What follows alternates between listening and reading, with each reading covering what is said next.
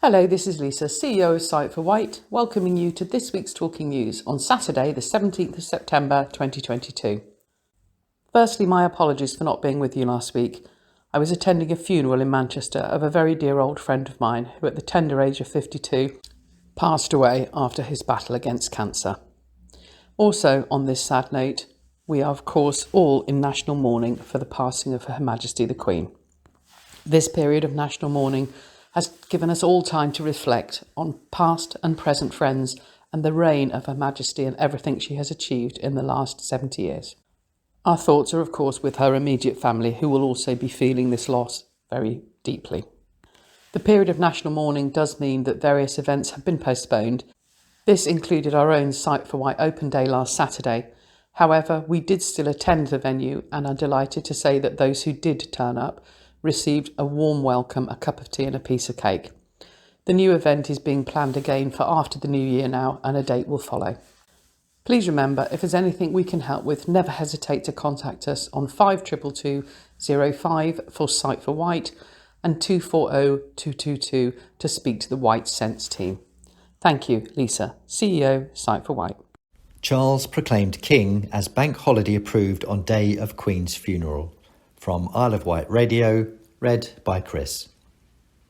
Charles III has been proclaimed king and head of the Commonwealth after a historical accession ceremony. During his declaration, the king vowed to follow his mother's inspiring example. The principal proclamation was read in public for the first time by the Garter King of Arms from the balcony overlooking Friar Court at St James. Crowds gathered outside to watch the momentous occasion, hearing a rendition of God Save the King and 3 cheers being given to the new monarch. Gun salutes subsequently took place to mark the proclamation.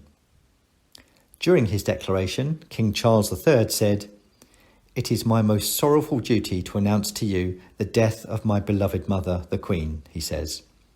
"I know how deeply you, the entire nation, and I think I may say the whole world, sympathise with me in the irreparable loss we all suffered.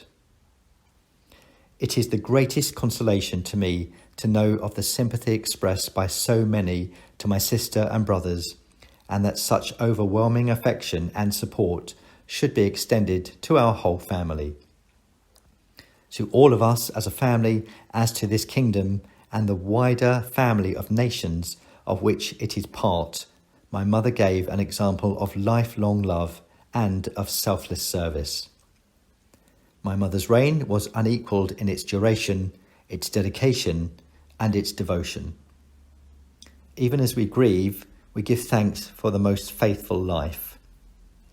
He says he will dedicate what remains of my life to his new role. In his declaration, King Charles continued, "In taking up these responsibilities, I shall strive to follow the inspiring example I have been set in upholding constitutional government and to seek peace, harmony and prosperity of the peoples of these islands and of the Commonwealth realms and territories throughout the world. In this purpose, I know that I shall be upheld by the affection and loyalty of the peoples whose sovereign I have been called upon to be, and that in the discharge of these duties, I will be guided by the council of their elected parliaments." King Charles III is now signing 2 copies to confirm the oath has been taken before Prince William and the Queen Consort Camilla sign as witnesses. The ceremony opened with the announcement of the death of Queen Elizabeth II, after which King Charles III was formally announced as the nation's new sovereign. King Charles also announced the day of the Queen's funeral will be a bank holiday. The sad event is expected to be held on Monday, September 19th.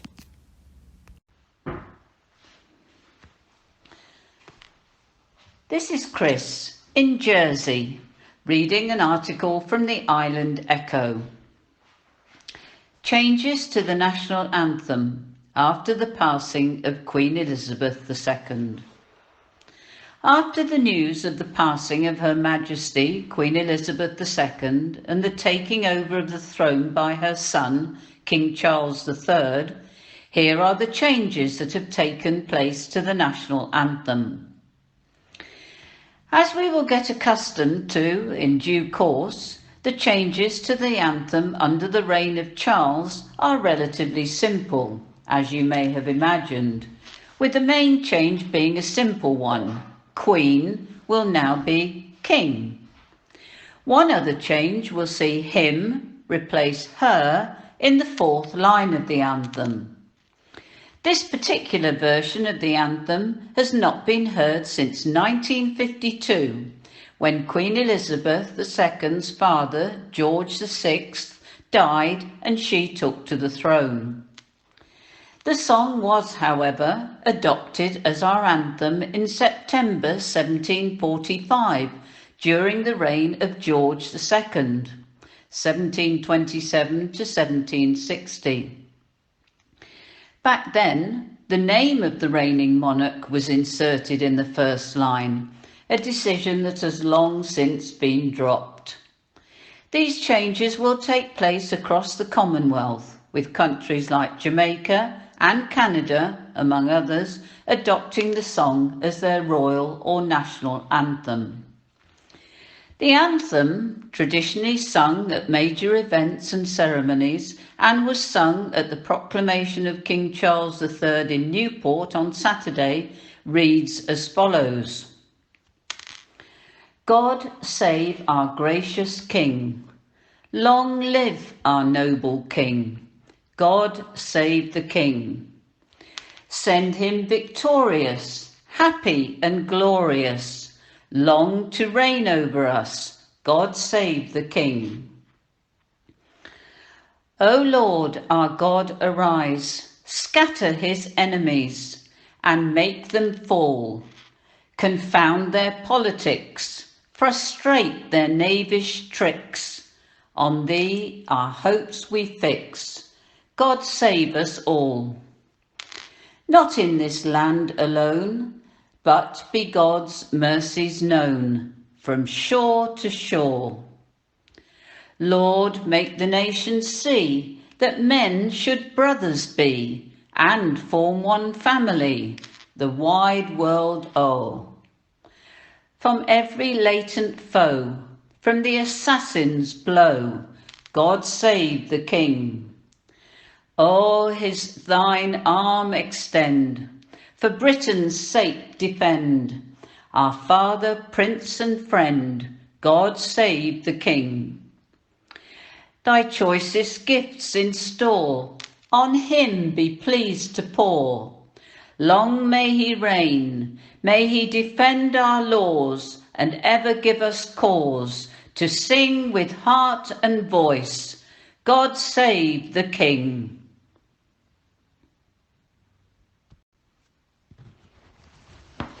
This is Brian in Jersey reading an article from the Island Echo. Bin collections across the Isle of Wight pushed back by a day next week. The collection of black bins, recycling and green waste will be pushed back by a day next week as binmen are given the day off for the state funeral of Queen Elizabeth II.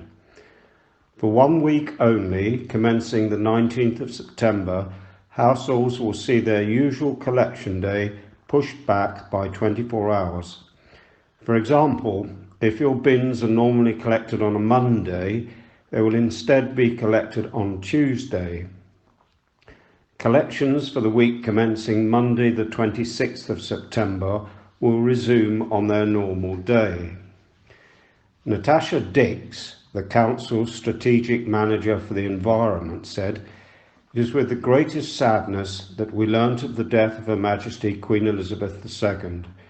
Her Majesty's death is an enormous loss, as the majority of us will have never known a time without our Queen. We've taken the decision with our waste partners, Amy, to suspend curbside collections on the day of her state funeral as a mark of respect. As a result, collections will roll forward by a day over that week. Household recycling centres at Lynn Bottom and Afton Marsh will remain open. Waste collections week commencing 19th of September. Usually collected Monday the 19th will be collected Tuesday the 20th. Usually collected Tuesday the 20th will be collected Wednesday the 21st. Usually collected Wednesday the 21st will be collected Thursday the 22nd. Usually collected Thursday the 22nd will be collected Friday the 23rd. Usually collected Friday the 23rd will be collected Saturday the 24th. New body to oversee community and mental health services on the Isle of Wight. From On the Wight, read by Susan. Dr. Leslie Stevens, the Trust Director of Community, Mental Health and Learning Disabilities, said there were real challenges across the system, but the services will always be delivered locally. As proposals are unveiled to create an overriding health body specifically for community and mental health services across Hampshire and the Isle of Wight, reassurances have been given the island will not be left behind. An independent review was conducted earlier this year of the community and mental health services across the area for the Hampshire and the Isle of Wight Integrated Care Board, ICB, which concluded there was huge inconsistencies in the way health pathways were being delivered, according to the island's mental health chief. Speaking at the Isle of Wight NHS Trust Board on Thursday, Dr. Leslie Stevens, the Trust Director of Community, Mental Health and Learning Disabilities, said, "There is an inconsistency in the way things are funded, real challenges across the system around workforce and inconsistency on clinical pathways. The review has led to the ICB making 5 key recommendations. Amongst those is the proposal for a new trust to be created across the region specifically for those services, which local diversions focusing on their communities." Dr. Stevens said, "Services will be delivered locally and will always be delivered locally. That ability for us to support each other and the consistency of the model is important." Speaking after the meeting, Dr. Stevens welcomed the news and said the Trust had made good progress improving the services that we had and the island over the last few years, thanks to the hard work and commitment of staff. A lot of the improvement, she said, was down to the positive way the Trust was worked with its partners Solent NHS Trust, service users and the wider community. A clinical strategy focusing on prevention, early intervention and patient-centred care has also been proposed. Dr. Stevens said work is ongoing on the strategy and progressing well, with 9 priority areas identified. 1 being the child and adolescent's mental health pathway, which is the Trust's most complex pathway and has been very high demand post-COVID-19. Other recommendations included a review of community physical beds to ensure the highest level of patient safety, a system-wide strategy for place and local leadership, and establishing a more strategic approach to funding community and mental health services to address inequalities. How do you make a 999 call during a power cut now White Fibre has switched off their copper network? From On the Wight, read by Chris. Copper wires provided their own electricity so landline phones worked during power cuts. This isn't the case with fibre. News on the Wight sought answers for readers when White Fibre recently announced the completion of their big copper switch-off, a full 10 years ahead of the rest of the UK. Some interesting questions were raised by readers. News on the Wight reader Laurentian asked what would happen if there was a power cut and a White Fibre customer needed to make an emergency phone call. Laurentian explained that the old copper wire system had a completely separate power supply, batteries at the exchange, that was independent of the mains, meaning if you did have a power cut, you'd still be able to make 999 calls if needed. News on the Wight got in touch with Wight Fibre, who were very quick to come back with their responses. A spokesperson told News on the Wight, "We have something called a priority register, which covers a lot more than just the phone line in the event of a power cut. Any customers on the priority register and who qualifies receives a free battery backup which will last long enough until the power is restored, or at least for them to have made their emergency call. Wight Fibre customers who meet the following criteria can qualify for the priority register. You are eligible if you are disabled or chronically sick, have a long-term medical condition, have a hearing or visual impairment or additional communication needs, a Wight Care customer. You will need to provide proof of one of the following: Disability Living Allowance, DLA, Personal Independence Payment, PIP, Attendance Allowance, AA, Blue Badge, Armed Forces Independent Payment, ESA, Medical Evidence Letter, registered as a blind person or partially sighted. The Wight Fibre spokesman added, "It is interesting to note that not all of the old copper line phones will work in a power outage either. As Openreach upgrades their old network to full fibre, they have already started to replace copper with full fibre from their exchanges to the local street cabinets, and that means that all their street cabinets also require power to work. So if they do not have a battery backup or generators installed, homes connected to those cabinets will not be able to use their copper lines to make a call either. They know this and why they have had to push back their copper switch off until they have a solution in place." We also asked about power to the street cabinets, and the spokesperson from Wight Fibre replied, "Our big cabinets are actually connected to generators, so they will kick in and run for as long as needed. The small street cabinets all have UPSs installed that will run for a good couple of hours. We are lucky that most power outages only last a short while, but in instances when they are longer than usual, our network is full of alarms that let us know what is wrong, where, and gives us ample time to react before anything goes down. This means we have 100% network uptime all the time on our full fibre network. If any of the cabinets are running out of power, we send an on-call engineer out with a generator to go power the cabinet until the power comes back on. The battery backup is also available to any of Wight Fibre customers, even if they are not registered on the priority register, at a small monthly fee of £2.60. This is Chris in Jersey, reading an article from the Island Echo. Mystery of tragic message in a bottle picked up on Ventnor Beach. On this day in 1866, Ventnor lad William H. Whitewood waded out to sea to retrieve a bottle he had seen floating on the waves, which contained a tragic and mysterious message. The cap and neck of the bottle were encrusted with grease. Inside he found the following words: "Her first voyage to England, June the 17th, 1866.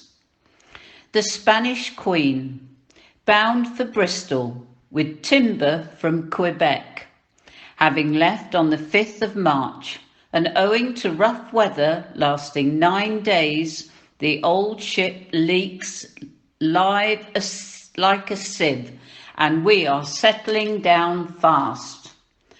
All hands are worn out at the pump. The captain is ill upon deck, but is writing a note to put in a flask. It is my last wish, if this bottle is picked up, that it may be published in some papers, as I have a dear mother and father, and I should like them to know I died happy. There is no hope for us. I shall not throw this over till the last. I remain yours, George J. Mills. And Mr. Hudson of Ventnor was so moved by the message that he passed it on to the newspapers. The above extract was published in the Louth and North Lincoln Advertiser on the 22nd of September 1866. If any Island Echo readers know anything further about this story or the fate of the stricken Spanish Queen, please let us know in the comments section. This is Brian in Jersey reading an article from the Island Echo. Buses to be suspended for 3 hours on Monday for Queen Elizabeth II's funeral. All of Southern Vectis bus services will grind to a halt for a period on Monday to allow staff to watch Queen Elizabeth II's state funeral. The bus operators confirmed that a Sunday timetable will be in operation on the 19th of September, but that services will be suspended in their entirety between 10 a.m. and 1 p.m. Customers may continue to see some disruption until 2 p.m. as buses transit around the island to get to their correct locations to resume the advertised timetable. Tourist routes, the Needles Breezer, Downs Breezer, Island Coaster and Shanklin Shuttle will not be operating at all on Monday. Andrew Wickham, Southern Vectis Managing Director, says, with His Majesty King Charles III declaring the day of his mother's funeral, Monday the 19th of September, a bank holiday, we have revised our services. We know many of our drivers will want to observe this significant event in the history of our nation, so we are also planning a cessation of services for the duration of the funeral. Along with millions of people, both in the UK and across the world, many of my colleagues are feeling a sense of loss. The funeral will be an opportunity for people to come together, pay their respects, and reflect on the life of a unique monarch who lived her life in dedication of her subjects. National Award for Isle of Wight dog owner, celebrating the powerful bond between dogs and their humans, from On the Wight, read by Susan.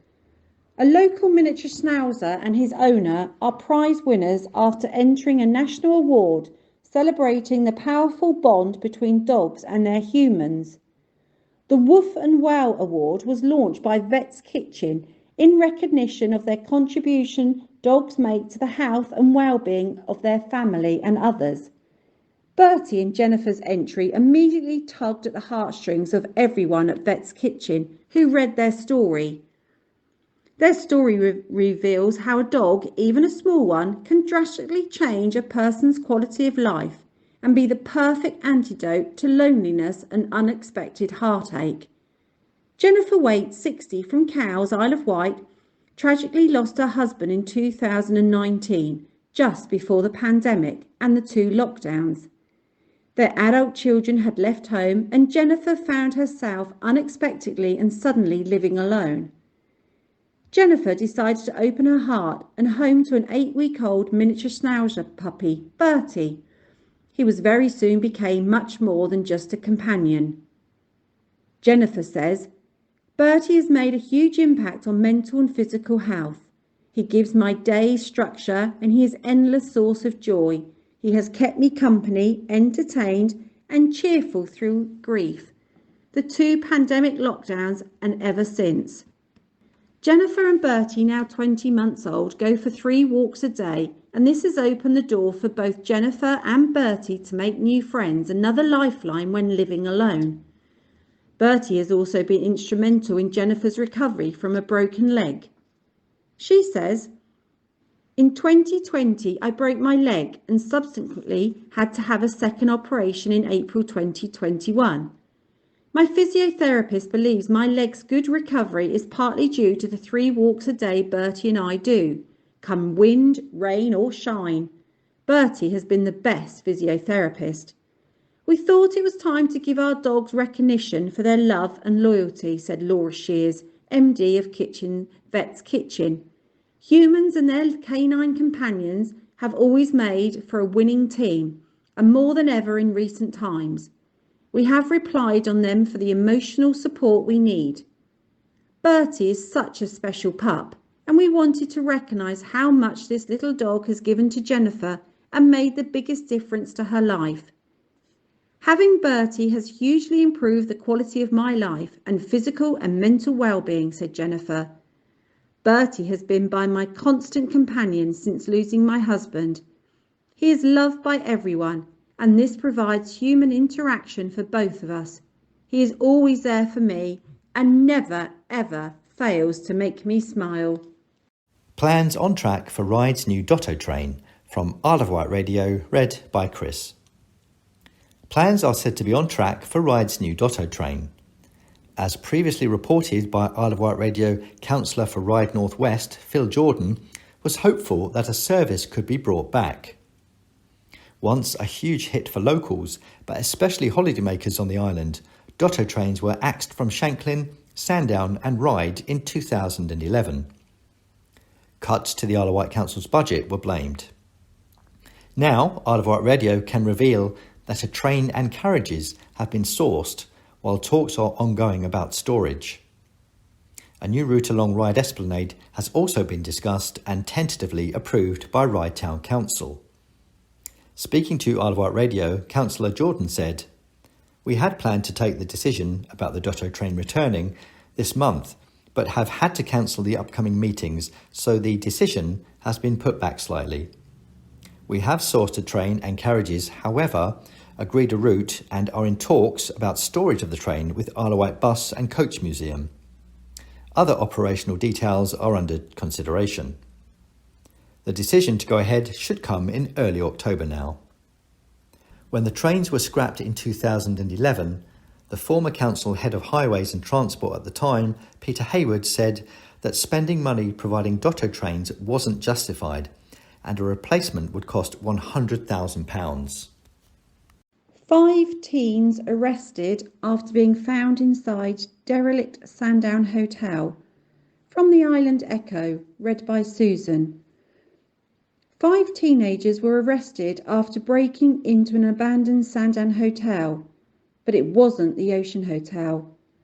South Wight Neighbourhood Policing Team, alongside officers from Response and Patrol Team B, were called to the Parkbury Hotel on Broadway after reports were made that a group of youths had broken into the hotel. At the scene, 5 males aged 15 to 17 were arrested. This is Chris and Brian in Jersey reading an article from the Island Echo. Ocean Hotel saga continues, with more complexities added as Phoenix walks away.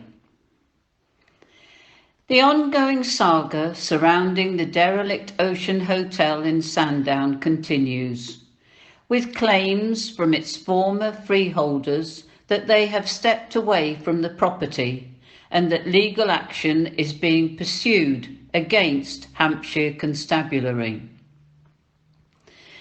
In a statement sent to the Island Echo and other local press, Phoenix Commercial Property Development, PCPD, announced that it sold its reversionary freehold of the site back in May. It was sold, the company said, to an American property investment company who, PCPD, claim are going to sell the site immediately to an overseas developer. PCPD said they understood the intention of the future freeholder was to come to an arrangement to terminate all the leases held on the property so the site could be made safe and redeveloped. PCPD, which is funded by former Carluran Group investors, said it had hoped to bring forward plans to redevelop the site, but has now walked away from the property and the Isle of Wight. It has already sold the adjacent King's Bar. The statement from PCPD explains the freehold it bought only becomes ownership on the expiry of the 125-year leases sold by the Carlorian Group, former owners of the hotel, who entered administration, to private investors who cover the whole site.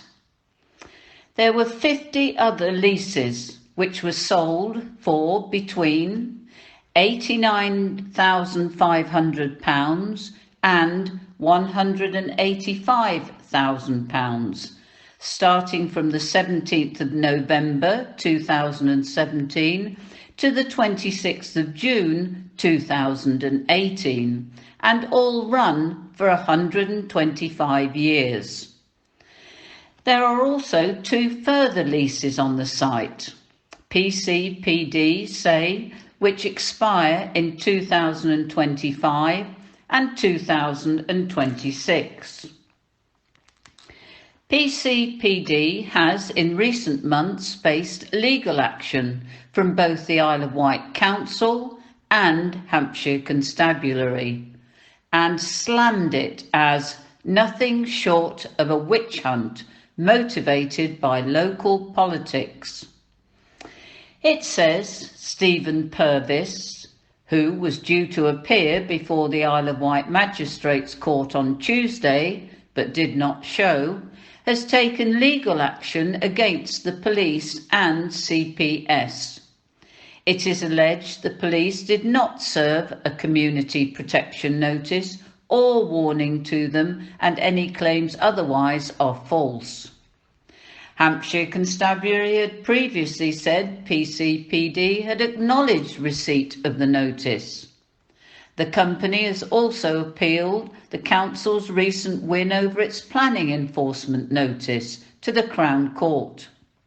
The company said, "We hope the new owners will fare better than we have. We have made a significant loss on this site, which adds further to the suffering of former Carlorian investors." Timeline of the Ocean Hotel. May 2017, Carlorian Group bought the hotel and announced plans to turn it into a luxury care home. December 2019, Carlorian Group placed into administration. April 2021, the Ocean Hotel freehold was sold to PCPD. May 2021, a major fire saw further damage caused to the property. 28th of January 2022, the Isle of Wight Council issued a Section 215 enforcement notice against PCPD. 11th of March 2022, the enforcement notice took effect, but PCPD appealed the case to the Isle of Wight Magistrates Court. 12th of May 2022, Hampshire Constabulary announced it had issued a community protection notice warning against the hotel's owners. 20th of May 2022, the first hearing of the Ocean Hotel appeal was heard in the Magistrates Court, where a hearing was set for the 3rd of August. 31st of May 2022, Stephen Purvis sold his shares and ceased to be a director of PCPD. PCPD sold its revisionary freehold of the Ocean Hotel. 10th of June 2022, no action had been taken against the police's warning notice, so the police issued a formal Community Protection Notice, CPN. 11th of July 2022, no action had been taken against the CPN, so the police issued a summons to court for the owners of the Ocean Hotel. 15th of July 2022, magistrates requested the Isle of Wight Council case be heard in court due to a lack of communication from PCPD. It was then decided to throw out the appeal, restarting the enforcement notice. 13th of September 2022, Stephen Purvis was due to be in court answering the breach of CPN but failed to show up. The case has been adjourned to the 4th of October. 13th of September 2022, Companies House updated to reflect changes to Stephen Purvis's ownership and directorship. 14th of September 2022, PCPD issued a press statement. Good morning everyone, this is Mike. And this is Imelda reading the news today. Before we start the second part of the talking news, here is the week's society news. Due to the National Bank holiday on Monday, the swimming at Medina has been cancelled and will resume next Monday, the 26th at 1:15. Starting on the Tuesday, the 20th of September at Millbrook House is yoga. This will be a weekly activity depending on numbers and interest. To start with, it will be chair yoga, but move to mat, floor yoga, depending on members' abilities. Please call the office for more details. It will start at 2 p.m. and finish at 3 p.m. Everyone is welcome to come along and join in. Members are off to watch The Lion King on Tuesday evening and wish them all a lovely afternoon and hope you thoroughly enjoy the performance. If I said afternoon there, it should have said evening. Coffee and chat once again will be on Wednesday, starting at 10 a.m. All are very welcome to come along and speak to members and staff. The cost is £1 for coffee and cake. If you have ever fancied going on a tandem bike riding, we have now a contact of someone who is willing to take you out for a ride along the cycle track. So if you would like more information, please do not hesitate calling the office. We have now sourced a new venue for horse riding, and therefore if you would like to go out riding, please call the office and book a space. Our next monthly stride is on Friday the 30th of September, starting at Millbrook House and walking to Shorewell for a pub lunch. If you would like to join, please call the office. Our 13th story writing competition has been launched this week, so if you are a budding writer and fancy entering, please call the office or visit our website for more details and to download an entry form.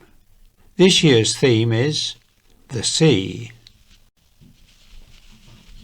Just a reminder that next week's bin collection will be a day later due to the bank holiday on Monday.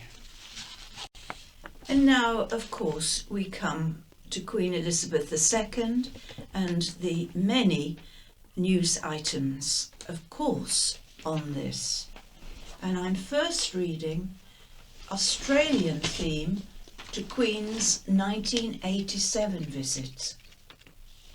In May 1987, the Queen and the Duke of Edinburgh travelled to Ryde to mark the 200th anniversary of the sailing of the First Fleet to Australia. Islanders lined the road right the way up Union Street and into St James's Square at the top, where the Queen and Duke went into St Thomas's Church to see the British Australian Heritage Exhibition and unveil a replica of the anchor of HMS Sirius, the ship which originally undertook a 13,000-mile trip to Australia 200 years before. Then the royal couple spent some time walking down Union Street, chatting freely to islanders, and they were also entertained by local musicians. Afterwards, they were taken to Queen Victoria's former home, Osborne House, in East Cowes, where they attended a private reception to mark the bicentenary of the sailing to Australia. 6 engagements for royals in 2004. The Queen and Prince Philip visited the island again in May 2004, where they split up and undertook 6 official engagements during their visit. The Queen visited Bewley House Respite Care Centre for Children with Disabilities in Newport to officially open the centre and meet parents and children. She then visited the Isle of Wight Steam Railway at Haven Street to open the attraction's new carriage workshop, while the Duke went to 2 appointments in Cowes. The Queen and the Duke also went to Osborne House in East Cowes, where they attended a reception to mark 100 years of public access to the English heritage-owned building. Hundreds of royal enthusiasts attended the couple's final engagement at St Thomas's Square, Newport, where the Queen and Duke went on to walk about and visited stalls at the weekly farmers' market. During the tour of the farmers' market, the Duke's eyes were drawn to a basket of lardy cakes in the market bakery stall, and he was sufficiently intrigued to ask the then proprietor Hugh Ross what they were. Hugh recently recalled, "I spoke with both the Duke and the Queen that day. Normally the farmers' market was held in Newport on a Friday, but the royal visit was on a Wednesday, so we had all to make an extra effort to be there. I mentioned to her that it wasn't the normal day for the farmers' market, and she replied that we must have gone to an awful lot of trouble. The Queen was delightful, though she was a proper lady, and it was lovely to meet her." Hugh sold Market Bakery approximately 10 years ago, and today he is landlord of the Crispin Pub in Newport. The Queen's first official Isle of Wight visit. Queen Elizabeth II was an outstanding figurehead, and her passing has left a mark on all of us, not just as a nation, but as individuals too. The Queen's first official visit to the Isle of Wight was a 2-day trip in July 1965, when she performed the installation of Earl Mountbatten as a governor of the Isle of Wight. The Queen and Prince Philip took a boat to Newport Quay, where they were greeted by thousands of islanders. They went walkabout in Newport and then visited Carisbrooke Castle, where Earl Mountbatten's installation took place. From there, the royal party went to Osborne House, then on to Westlands, where they saw the Black Knight research rocket and the first hovercraft, the SRN-1. And in 1968 there was a whirlwind visit. One of our late Queen's lesser-known official visits to the island was in August 1968, when she visited during Cowes Week to inspect the new Seaspeed hovercraft terminal at Cowes and the British Hovercraft Corporation factory in East Cowes. She crossed the Solent in a Seaspeed hovercraft and landed at the Cowes terminal in Medina Road, but the whole visit took approximately 1 hour. Accompanying her were the Prince of Wales, Prince Andrew, Princess Margherita of Hohenlohe-Langenburg, Viscount Linley, Admiral of the Fleet Earl Mountbatten of Burma, KG Governor of the Isle of Wight, and Lord Ashburton, Lord Lieutenant. She then crossed the Medina by hovercraft to inspect the Mountbatten class SRN-4 hovercraft under construction at BHC before leaving the island. The Queen made several unofficial visits to the island, often while staying on board the Royal Yacht Britannia in Cowes Week, an event to which Prince Philip was a regular visitor and often a competitor. And now you are invited to write your condolence message. A book of condolence signed in East Cowes. Books of condolence have opened across the island for islanders to pay tribute to the Queen. The Isle of Wight Council place books of condolence at County Hall in Newport, Cowes Library, Freshwater Library, Ryde Library, Ventnor Library and Sandown Library for those who want to sign. In East Cowes, the Town Hall opened one. Many churches have also been hosting books, including Christ Church in Sandown. In Totland, a book of condolence opened in the Parish Opera Meeting Room. Newport and Carisbrooke Community Council said, if you would like the Book of Remembrance to be brought to locations within the parish, contact us on 559 119. A book of condolence is available to sign at Shanklin Theatre's box office.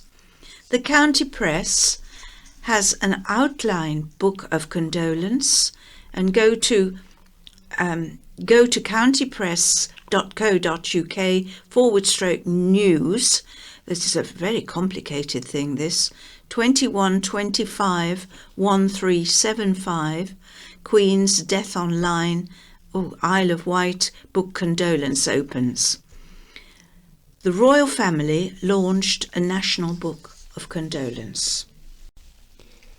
Bells toll and tears shed at churches across the Isle of Wight. Churches across the Isle of Wight tolled their bells to mark the death of Queen Elizabeth II. Guidance recommended tolling muffled bells for 1 hour from noon last Friday. The death of the sovereign is one of the rare occasions when fully muffled bells are sounded, a technique to create an echo by fitting pads to both sides of the bell clapper. Other protocols observed on the island included flag post flying flags at half-mast until the day of the funeral. A special service marking the Queen's death will be held in Newport Minster on Sunday, with islanders invited to pay their respects. The commemoration service, which takes place on the eve of the state funeral, will reflect upon the life and work of the Queen and will include prayers for both her and the royal family.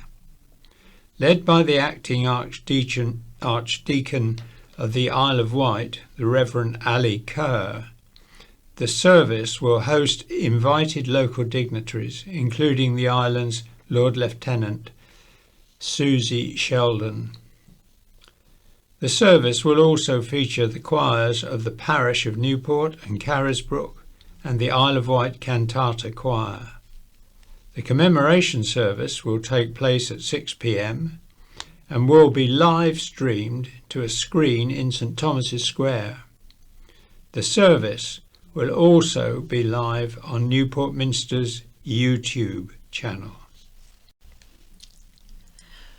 And floral tributes abound.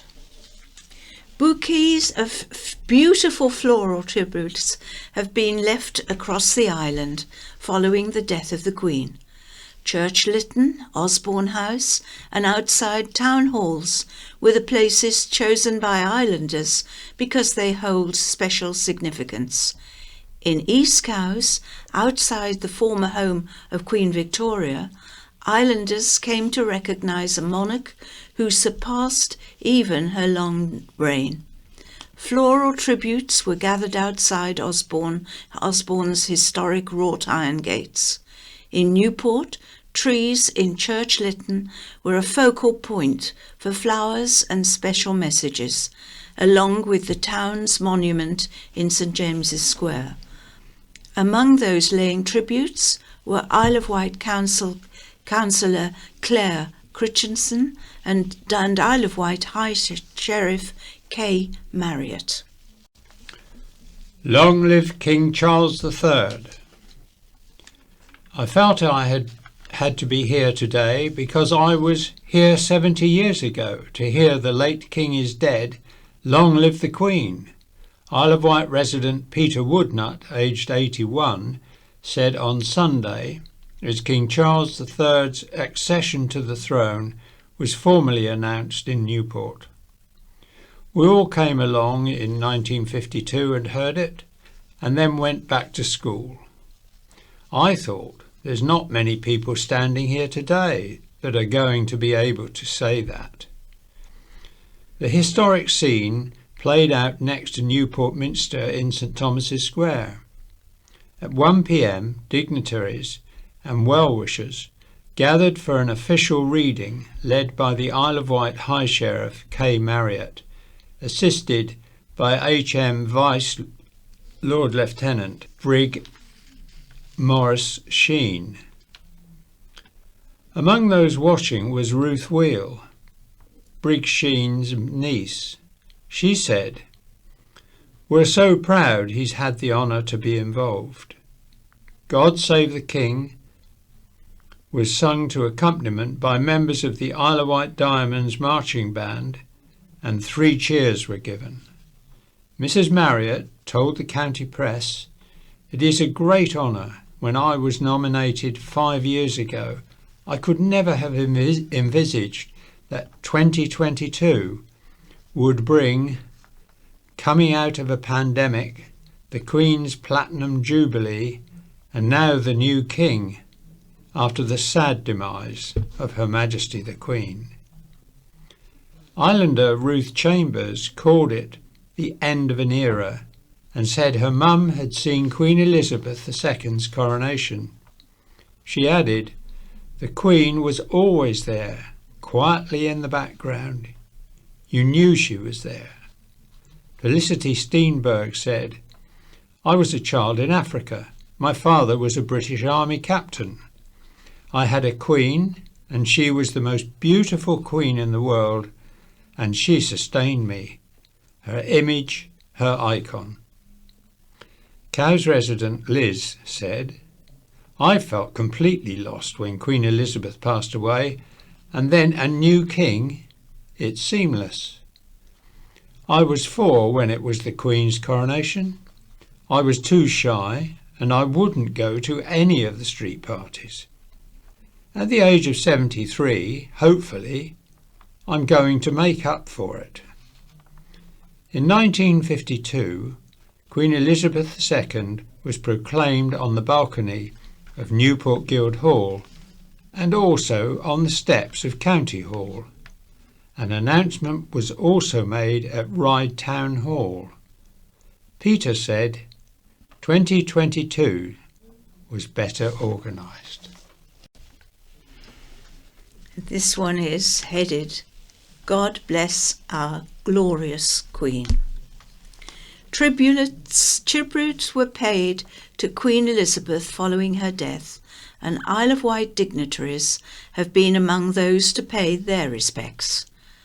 Isle of Wight Lord Lieutenant Susie Sheldon, who is the representative of the Crown on the Isle of Wight, said, "I'm sure that all islanders will wish to join me and my husband Jamie as we mourn the passing of our much-loved and respected Queen Elizabeth, the only monarch most of us have known. Her Majesty will be deeply missed, not only by the people of the United Kingdom and within her beloved Commonwealth, but also right across the world. We acknowledge and are grateful for her influence on so many aspects of her lives, and for the selfless example of duty and service she has set for each and every one of us. The royal family is in our thoughts and prayers at this very sad time, but in particular our new sovereign Charles, as we pledge our allegiance to His Majesty as he becomes our King. God save the King." Isle of Wight Bob Seeley said, We are all profoundly sad to hear of the passing of Her Majesty the Queen. She was head of state, our Queen, and a remarkable and a unique figure. I know that many people, including the many tens of thousands who have met her, will feel deeply upset by her passing. Truly, it is the end of an era. However, we should also be thankful for her life and her life of service to the island, our nation, and the Commonwealth. May she rest in peace. My thoughts and prayers are with the royal family. God save the King.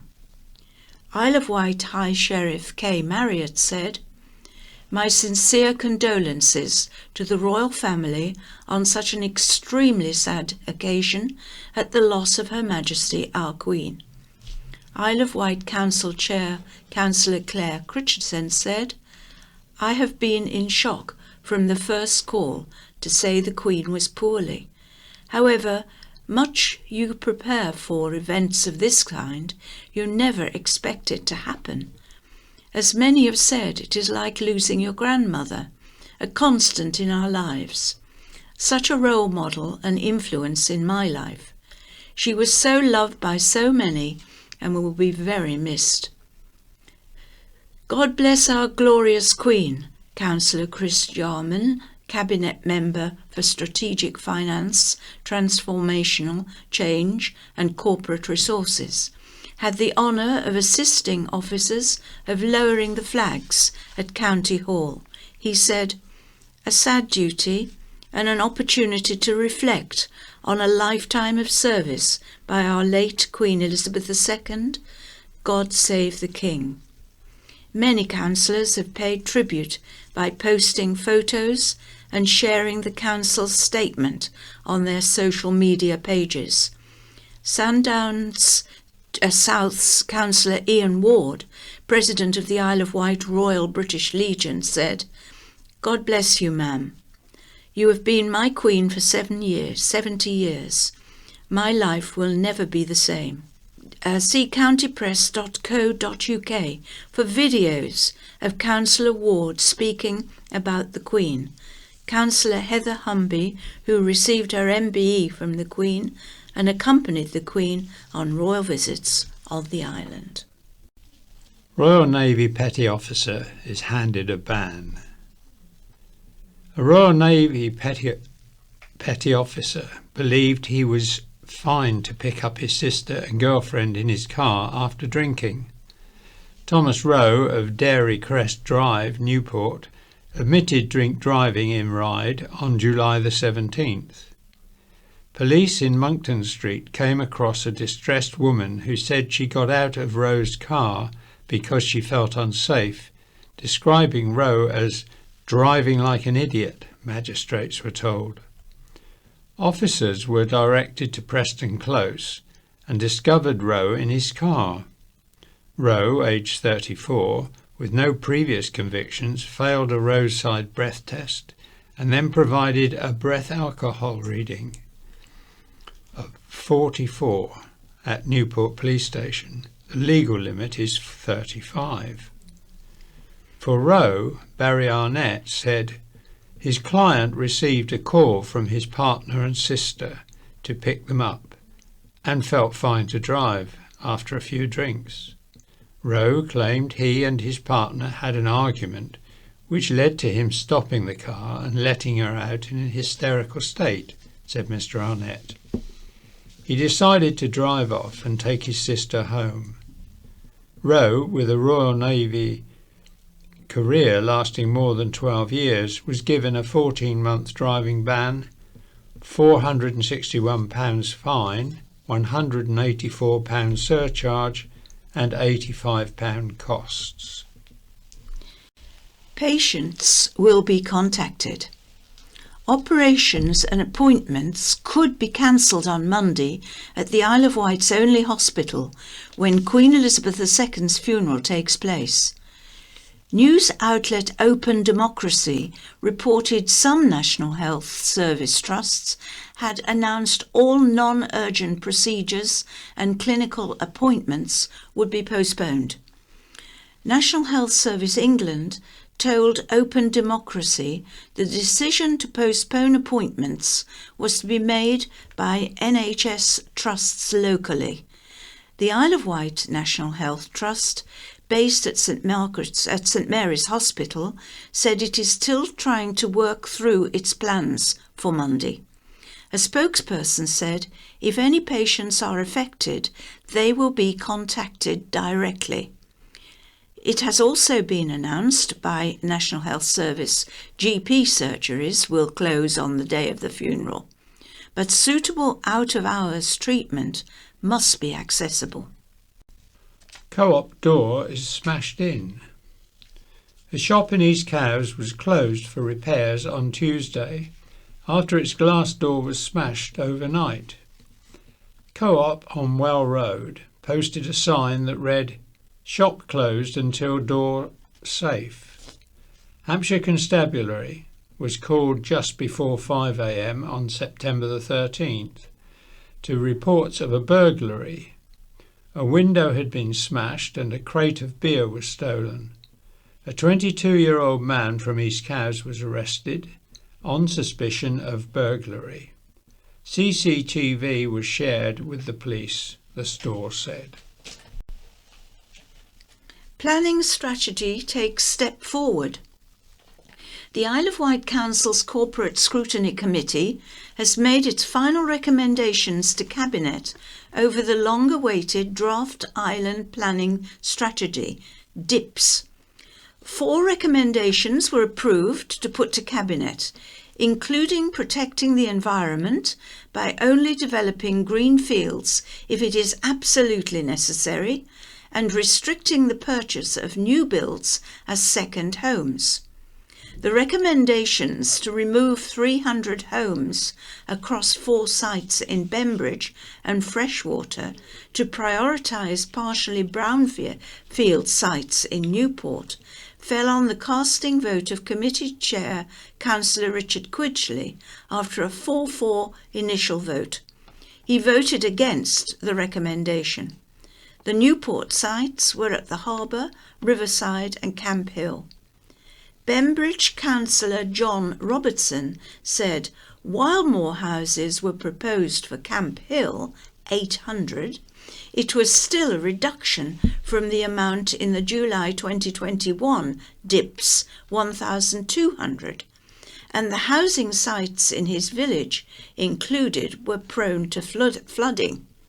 He argued the housing in Newport would be affordable, but those built in Bembridge and Freshwater, while still at a discounted rate, would not be at a price affordable for islanders. Councillor Michael Lilly argued against the removal of the sites, as affordability was an issue becoming increasingly difficult across the island. It was also proposed by Councillor Peter Spink that the Council delay again approving the DIPS to see whether the new Prime Minister Liz Truss lived up to a promise she made to him about scrapping housing targets through the Levelling Up Bill. He also said the figures could be updated to use the recent census data.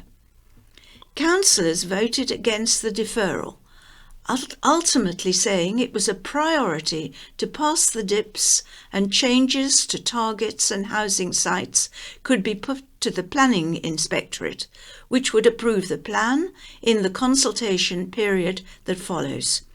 Cabinet has since decided to keep the recommendations in the version that is to put before full council, although concerns were raised by Councillor Chris Jarman, who voted against its step forward.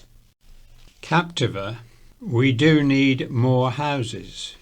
Island house builders have welcomed the next step a crucial planning strategy is taking, but criticised councillors who say the island does not need more housing.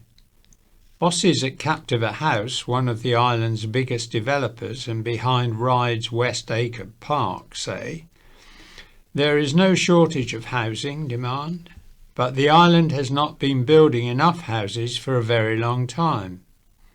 The Isle of Wight Council has drafted a planning strategy which is set to be sent for approval shortly to help address the island's housing need by reducing housing targets and setting standard developers have to adhere to. Captiva's chief executive, Ian Delaney, said it was a great step forward, but there was no doubt the island needs a coherent plan in place to help housing delivery and lift government-imposed sanctions. The new plan, he said, was a step that was required, especially with the under-delivery of houses on the island, which has stretched into the thousands of houses in the last 10 years. Mr Delaney said, "We see time and time again the Council's challenge is the delivery of affordable housing for islanders, but there is not a clear path on how to do that. It does not take an economics degree to see that if we don't build enough, prices will go up further. The housing squeeze has got tighter," Mr Delaney said, as the island saw among the highest increases in the house prices last year, but also a significant reduction in rental stock. He said, "It is beyond dispute the island's housing crisis exists, with 2,500 families on the housing register waiting for accommodation, but there is still no tangible plan for how the council will deliver homes." Mr Delaney said, with Barratt Homes projects coming to an end and no more lined up, there was nothing to fill the gap. James Pink, Captiva's director, said, "It pains me when you listen to some councillors trying to take housing out of villages. We need young families to contribute to our communities. I love this island. I would do anything for it, but we are not going to build on every green field, and this is what people don't understand. We are growing. We cannot draw up the drawbridge." Mr Delaney said, "If you are a young person trying to get a house in rural villages, to see councillors try and remove your opportunity is fundamentally wrong." 3 flee after crashing car into pensioner home. Police are still hunting for the driver and 2 passengers of a car who fled the scene after it crashed into and wrecked a pensioner's house in high speed. The Honda Civic left the main Blackwater to Rookley Road at Blackwater Hollow near Newport, ploughing through a barrier and fence before smashing into the 18th century home of Dave Tomlinson at around 5:30 a.m. on Saturday morning. The driver fled the scene immediately, but a male and female passenger, confronted by the pensioner straight after the crash, also fled, but not before the woman had asked Mr Tomlinson if her teeth were damaged in the impact compared to pain in the mouth. Mr Tomlinson, 77, said the male passenger was described as being of Asian appearance. Both passengers said they would go off and look for the driver, but never reappeared. Both airbags were deployed on impact. The car, which wrecked the living room part of the house, came to rest against the property at an acute angle. The pensioner said, "I heard screeching around the corner. Then all of a sudden, this car came crashing through a barrier, a fence, and then through the front of my house. I was having my breakfast down there. If I'd been 5 minutes earlier, I would have been showered in glass and other materials. It had left the house in a terrible condition and a huge repair bill. It is devastating, very much so. It was built in the 1800s. Its restoration will be painstakingly slow." The county press asked Hampshire Constabulary if the driver and passengers had been located, if any arrests had been made, and if anyone had been charged yet. The police spokesman confirmed none of the 3 had been located yet, but added, "This is still under investigation, and there hasn't been any arrests at this time. The accident left Mr. Tomlinson's house partially in ruins and requiring urgent work to shore up his living room from possible collapse. His home had recently been completely dedecorated, with new carpets laid. With Mr. Tomlinson adding the front of the house would require painstaking restoration work to bring it back to its precast standard. Police investing the crash are asking anyone with information to call 101, quoting this long number, 4422036911. Woman who stabbed victim with a chisel is given another chance.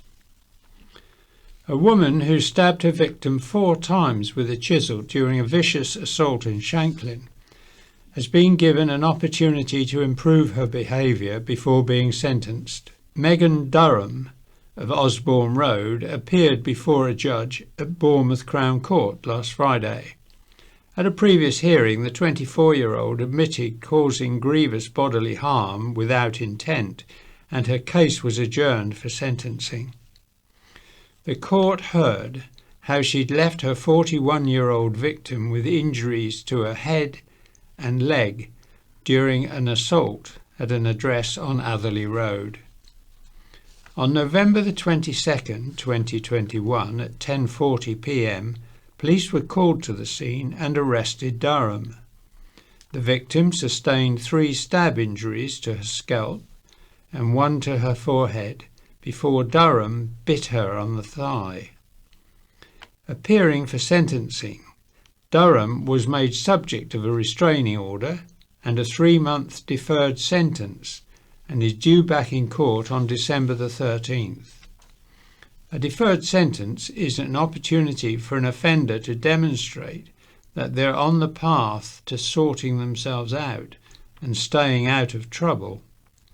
When the case returns to court in 3 months' time, Durham would have had the opportunity to demonstrate that she has addressed the behaviour which caused the offending. 2 boys found in hotel. 2 young boys were removed from a derelict Sandown hotel by police on Sunday. It followed a number of reports of youths inside the abandoned Ocean Hotel, behaving in an antisocial manner.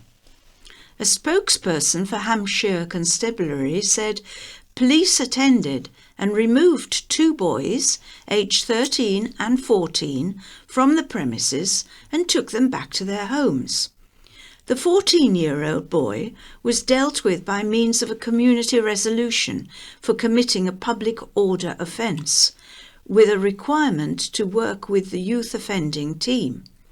The 13-year-old boy will be interviewed further by police in due course. Stones were thrown, windows smashed in a weekend of violence and damage. One video shared on social media showed windows being smashed with rocks at the hotel.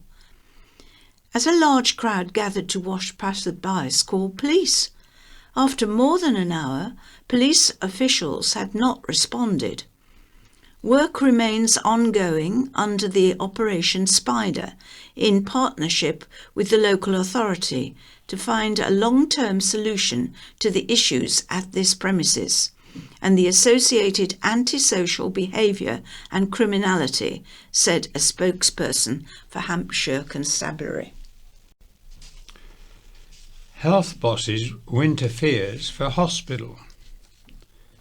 We are going into winter with one hand tied behind our back.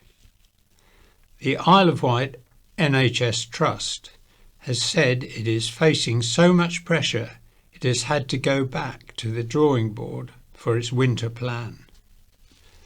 Over the summer, the Trust, based at St Mary's Hospital in Newport, declared 2 critical incidents as its health services were under significant and sustained operational pressures. The main problem facing the health service is a blockage of patients causing congestion throughout the hospital as an average of 67 beds a day at St Mary's are filled with patients who could be discharged. Speaking at the Isle of Wight NHS Trust Board last week, Chief Operating Officer of the Trust, Joe Smythe, said he was very concerned about the winter as pressures had not changed. They were getting worse every month. He said the Trust had had a plan for an increase in admissions between 3 and 5%. Going into winter, however, the actual figure was around 13 to 15%. The Trust could not manage in winter if it stuck to its original plan, he said. Mr. Smythe said winter was worrying and he could not give assurances the Trust had a plan in place on how it would manage the added pressure the season brings. He said it was going to be really challenging and he did not see a solution yet. So they were going into winter with one hand tied behind their back. The winter plan was being developed, though Mr. Smythe said, and he hoped it would be completed in the next month. To help fill the care gap currently on the island, Mr. Smythe said carers were being brought in from the mainland, but also patients were being sent off the island for care. Dr. Leslie Stevens, director of the community, said the Trust was trying to avoid increased patient admission by caring for people earlier in their own homes and before the social support from families and friends falls away. Schools plan under fire. An answer to the problem of too many pupil places is being sought by the Isle of Wight Council. Instead of closing schools, the council has approached schools asking them to lower their pupil admission number due to a lack of children enrolling. But school leaders think this is not enough and are calling for primary schools to close. Previously, a group of head teachers and governors called for a quarter of primaries to close. The number of births on the island has reached its lowest since 1941, when the country was at war, and there is a significant decline in pupil numbers forecast in the next 5 years. In primary schools, the number of pupils should drop from 9,200 in 2017 to 8,000 in 2025. But in secondary schools, it's set to grow by 400 in the same time frame. Having some surplus places allows flexibility, the council says, but too many can have severe consequences, and when schools are disproportionately affected by falling pupil numbers, they are at risk of spiralling decline.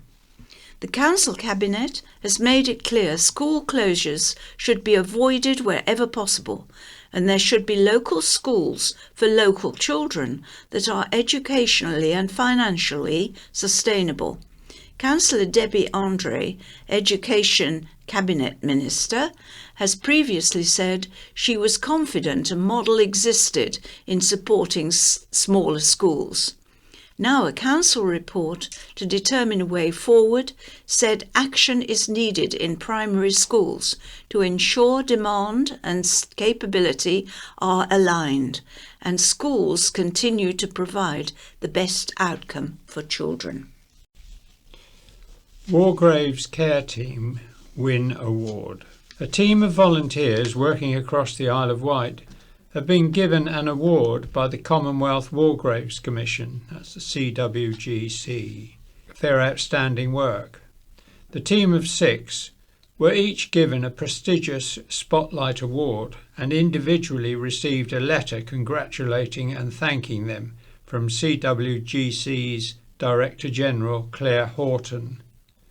The volunteers are Karen Wilkinson, Bernard Wood, David Tisdale, Gary Newman, Jay Bartlett and Gary Butler.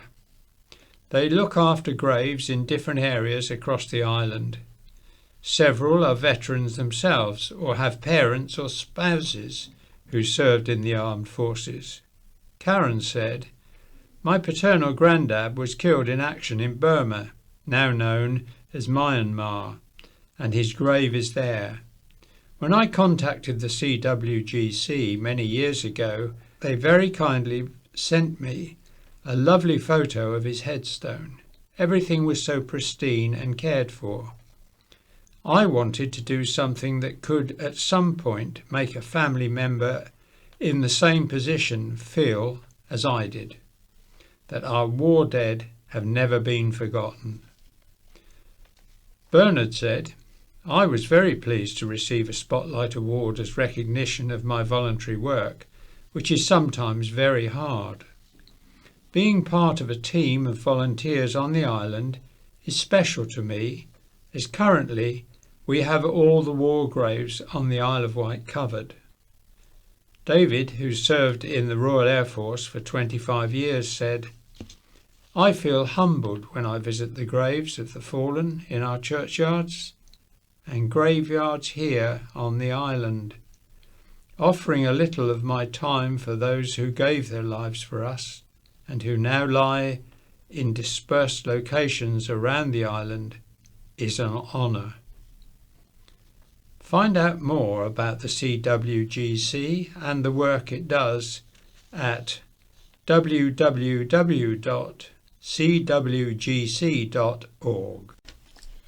Return of Tour of Britain not ruled out. Just about one thing could have been the cancellation of the much vaunted Tour de Britain from coming to the island on Sunday, and it happened, the sad passing of Her Majesty the Queen. While it was a major disappointment for the island and not reaping the many benefits it would have brought, tourism and sporting kudos especially, the Queen's death put everything into sharp perspective.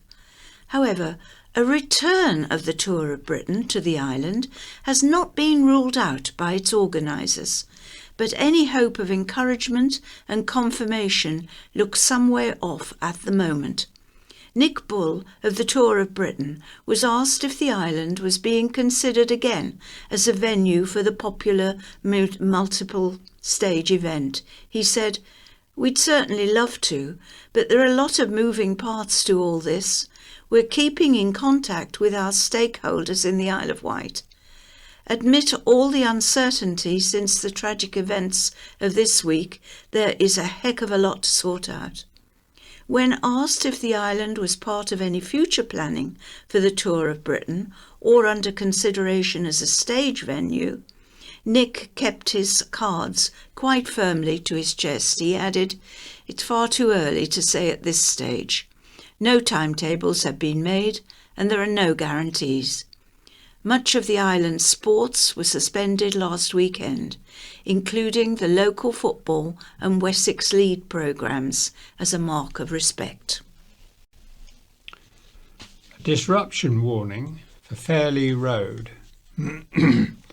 Up to 12 weeks of traffic disruption will hit one of the island's busiest roads from next week as an ageing water main is replaced.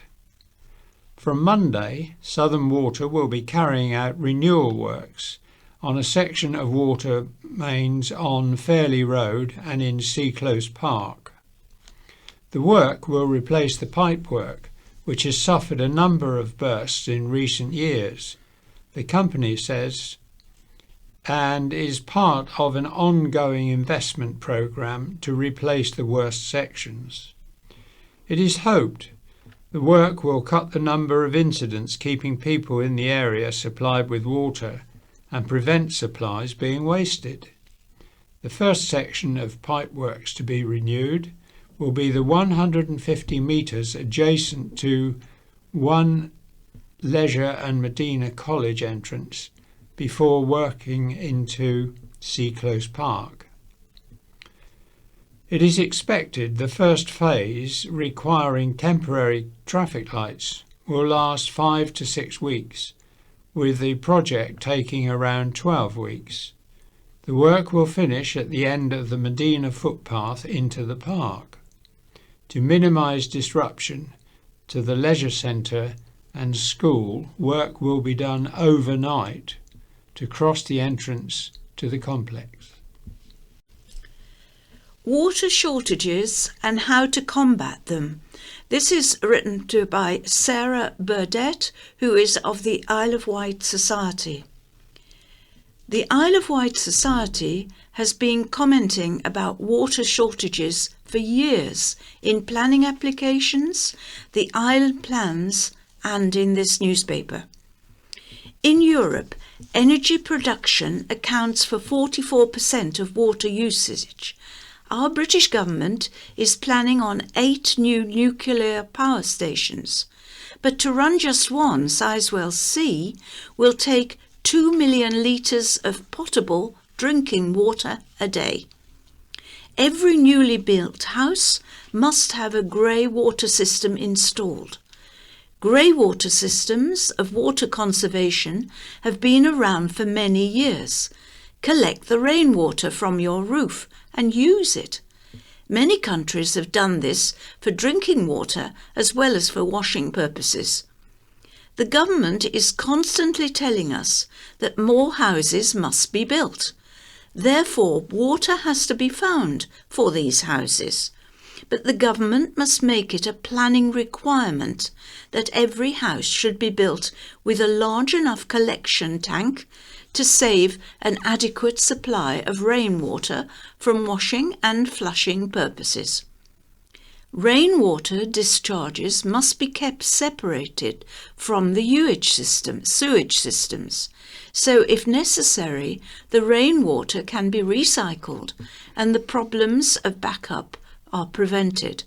Sewage outlets have been in the news recently, especially during high rainfall. On the island, we still have some old discharges around the coast. Despite our modern system of collecting and removing sewage to efficient treatment plants, these rogue discharges should be collected into the main sewage system. Total energy is not a new concept. It is a solution that provides regular power. The technology is there already, but only rarely do we hear it spoken of as a solution. It uses no potable water. The constant tides in the sea and estuaries are far more reliable than the wind or sun. We still have one tide mill standing at Yarmouth. As the tide rose, water was allowed to flow into the mill pond. The water then was trapped behind sluice gates, and the energy of the water flowing back into the river was used to work the mill. The north coast of the island was very suitable for these mills. Possibly 8 were built in the 1790s, when large numbers of troops were stationed here, training for the Napoleonic Wars. They and the Navy relied on the island for food and water. St Helens and freshwater mills were entirely dependent on the tide, but others such as East Medina, West Medina, Wootton, Barnsley and Brading used streams as additional sources of water. Why don't we use tidal water to create electricity? The UK is in an unusually beneficial position in that the tides flow around us and then back again.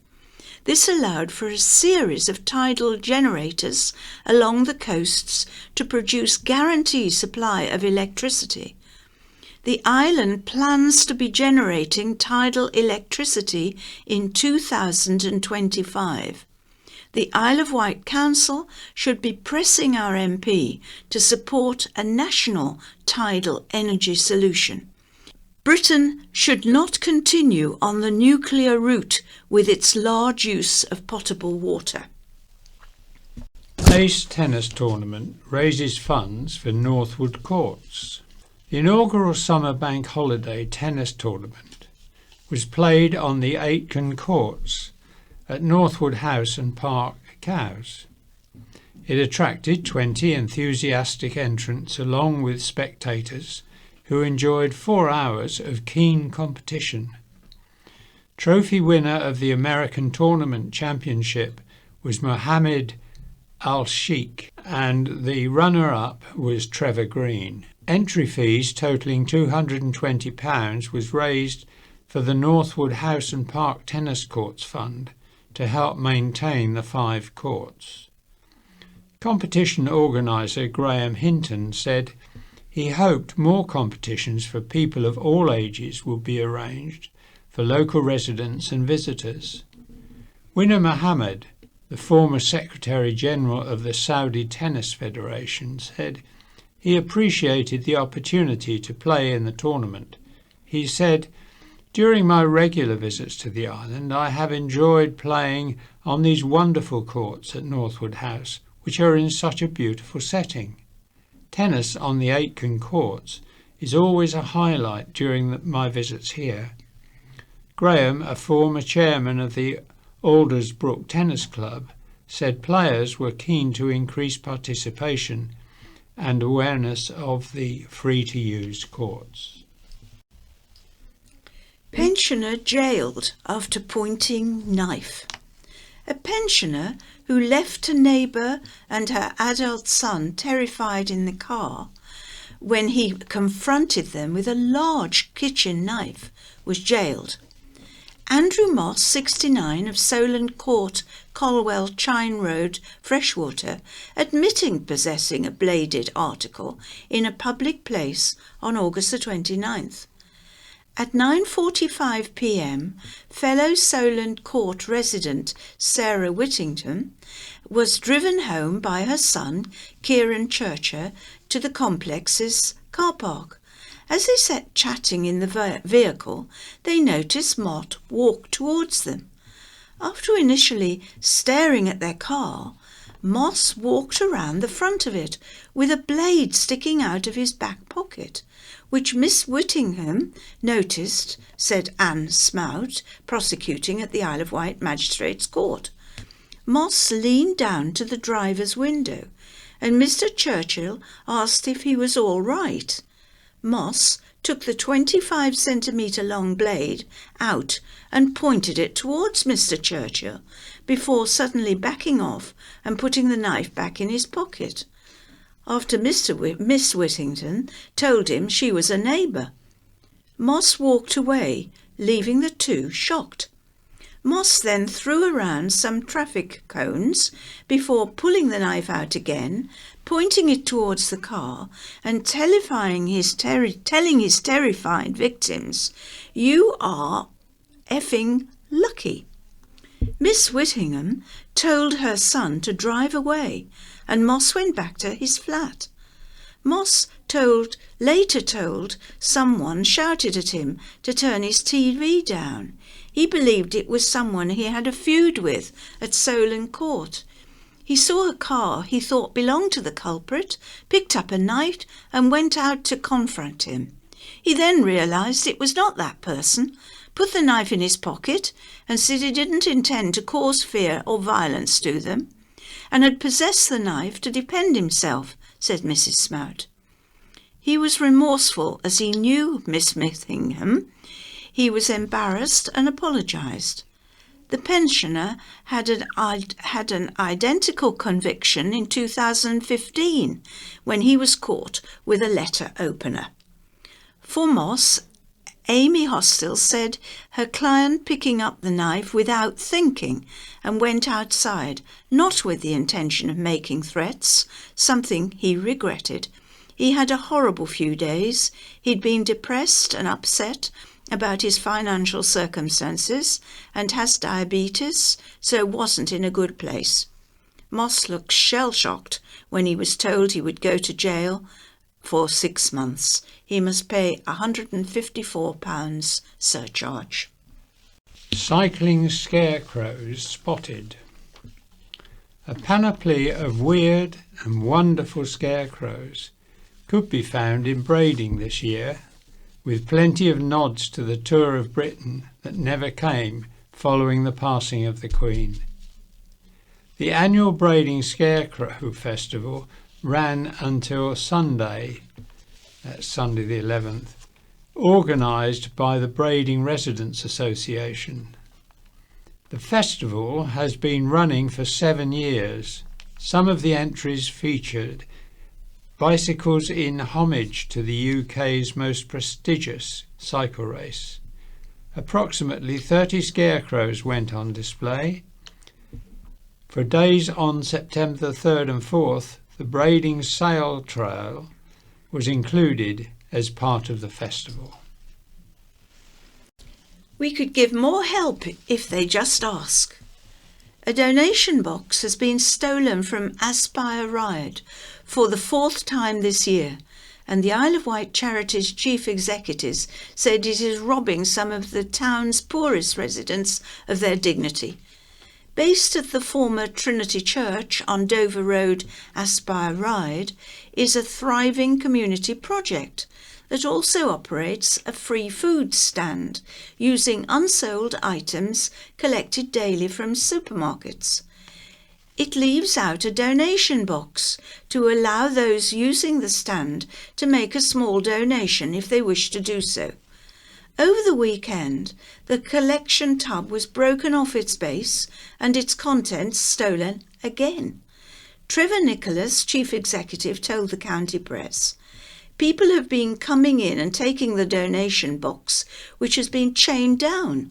The last one was screwed down. They've wrenched it off and run off with it."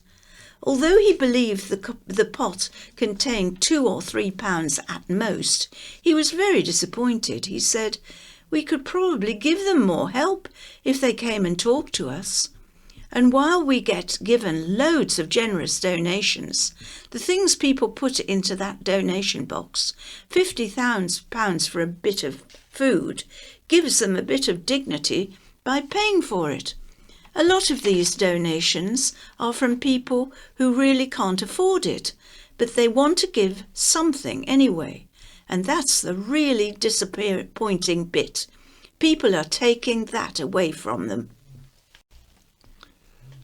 Special card for Ken, 100.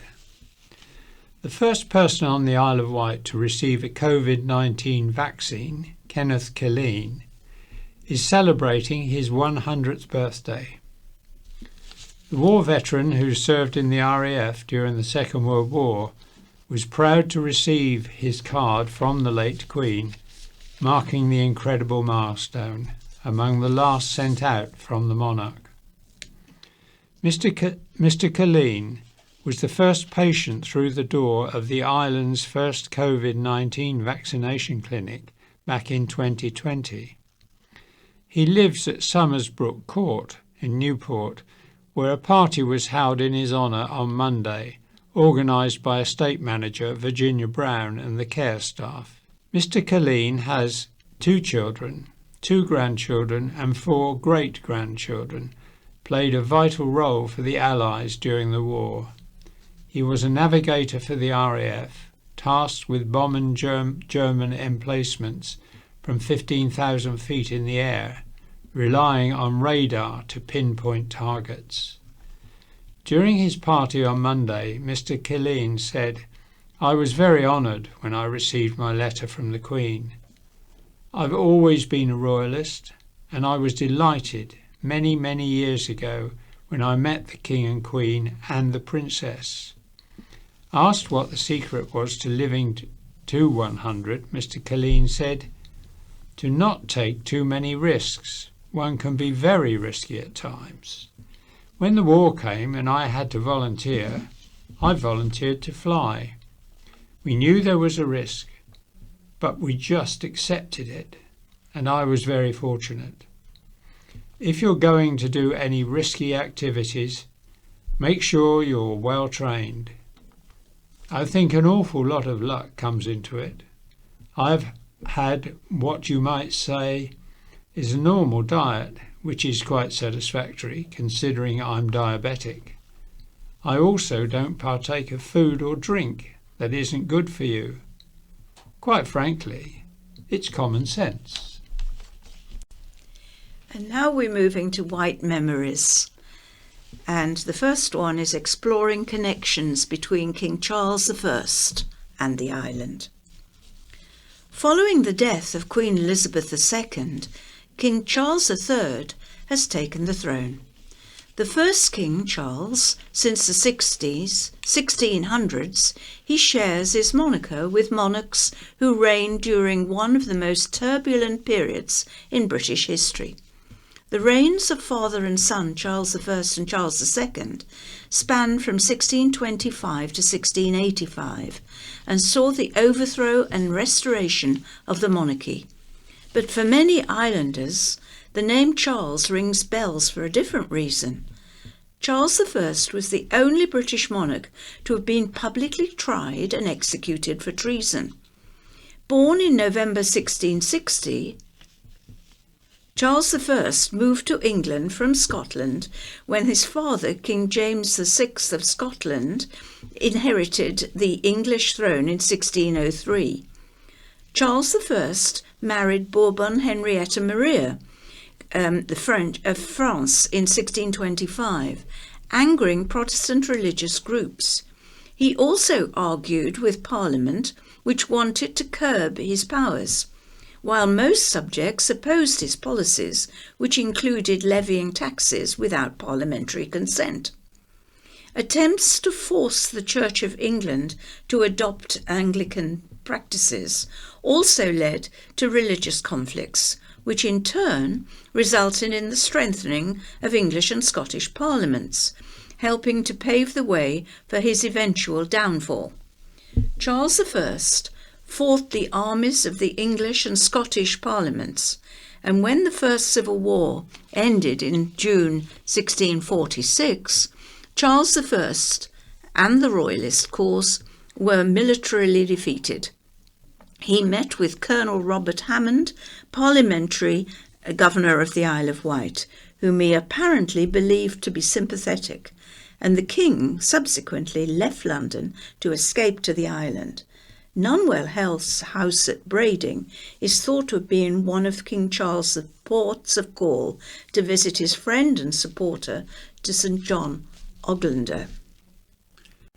Some accounts also suggest he visited Cowes Castle, today known as the Royal Yacht Squadron, before he continued to Carisbrooke Castle, the home of the governor. But Hammond confined Charles in Carisbrooke Castle and informed Parliament that Charles was in his custody. For just over a year, from November 13th, 1647, the king was held captive on the island, primarily at Carisbrooke Castle. Charles planned to escape his confinement. He was still in touch with his supporters, to whom he smuggled secret messages by his chambermaid. An escape attempt was made on the night of March the 20th, 1648, when horses and a boat were made available for the king. Charles planned to lower himself by a length of rope from his bedchamber window, which overlooked the courtyard of the castle. The plan was that his page, Henry Firebrace, would then lower him to the ground. However, when Charles attempted to climb through the window, rather embarrassingly, he could not fit through, forcing the attempt to be abandoned. Undeterred, Charles planned a second escape attempt from his more rigorous confinement 2 months later, which was to take place at midnight on May the 28th. He had been housed in a different, more secure bedchamber against the north wall of the castle, and a similar plan was hatched. After a brief period of escape, he was recaptured and executed in Whitehall on January the 30th, 1649, after being tried and convicted of high treason. After the execution of Charles I, 2 of his children, Henry, Duke of Gloucester, and Princess Elizabeth, were imprisoned at Carisbrooke. Princess Elizabeth, Charles's second daughter, died there on September the 8th, 1650, of pneumonia, aged 14. She's buried at St Thomas's Church, Newport. An account of her final meeting with her father before his execution was found among her possessions after her death. Henry was released in 1653. And I'm sure that all of you noticed the county press's mistake, which I didn't notice in time. Apologies, that Charles I was born in 1660. Right, we now move on to Queen Victoria. Victoria, the royal funeral procession that went through East Cowes. Before our late Queen Victoria was Britain's longest reigning monarch, ruling from 1837 to 1901. Victoria's death at Osborne House in January the 22nd, 1901, aged 81, was mourned around the world. In 1897, Victoria had written instructions for her funeral, which was to be military as befitting a soldier's daughter and the head of the army, and white instead of black. On January the 24th, her body was lifted into the coffin by her sons, Edward VII and Prince Arthur, Duke of Connaught, and her grandson, the German Emperor William II. She was dressed in a white dress and her wedding veil. An array of mementos commemorating her extended family, friends and servants were laid in the coffin with her at her request. A dressing gown that had belonged to her husband Albert, who had died 40 years earlier, was placed by her side, along with a plaster cast of his hand, while a lock of John Brown's hair and a picture of him were also placed in the coffin. On February the 1st, 1901, thousands of people lined the route for her funeral procession from Osborne House through East Cowes to Trinity Pier. Queen Victoria's coffin was placed on the royal yacht Alberta, which carried the coffin across the Solent to Gosport. A suite of yachts followed Alberta, conveying the new King, Edward VII, and other mourners. Minute guns were fired by the assembled fleet as the yacht passed by. Victoria's body remained on board ship overnight before being conveyed by gun carriage to Gosport railway station the following day for the train journey to London. Victoria broke convention by having a white draped coffin. She also requested that there should be no public lying in state. At Windsor, when the royal coffin was loaded atop the gun carriage for the procession and the horses took the weight, an eyelet hole on the gun carriage failed, breaking the hitch to the hearse. An attendant was ordered to haul the gun carriage with ropes instead, a disruption which subsequently became state funeral tradition. Queen Victoria's funeral was held on February the 2nd in St George's Chapel, Windsor Castle, and she was interred beside Prince Albert in the Royal Mausoleum at Frogmore at Windsor Great Park. The county press of February the 2nd, 1901, reported that memorial services had been held all over the country following her death.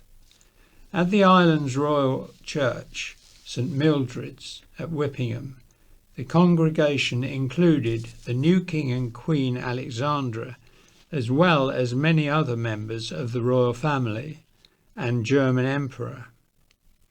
The service at St Mildred's included a sermon by the Bishop of Winchester, and there were services in dozens of other island churches, including St Thomas's Church, Newport, All Saints at Ryde, Holy Trinity and St Mary's in Cowes, St Catherine's and Holy Trinity in Ventnor, and churches in many other areas.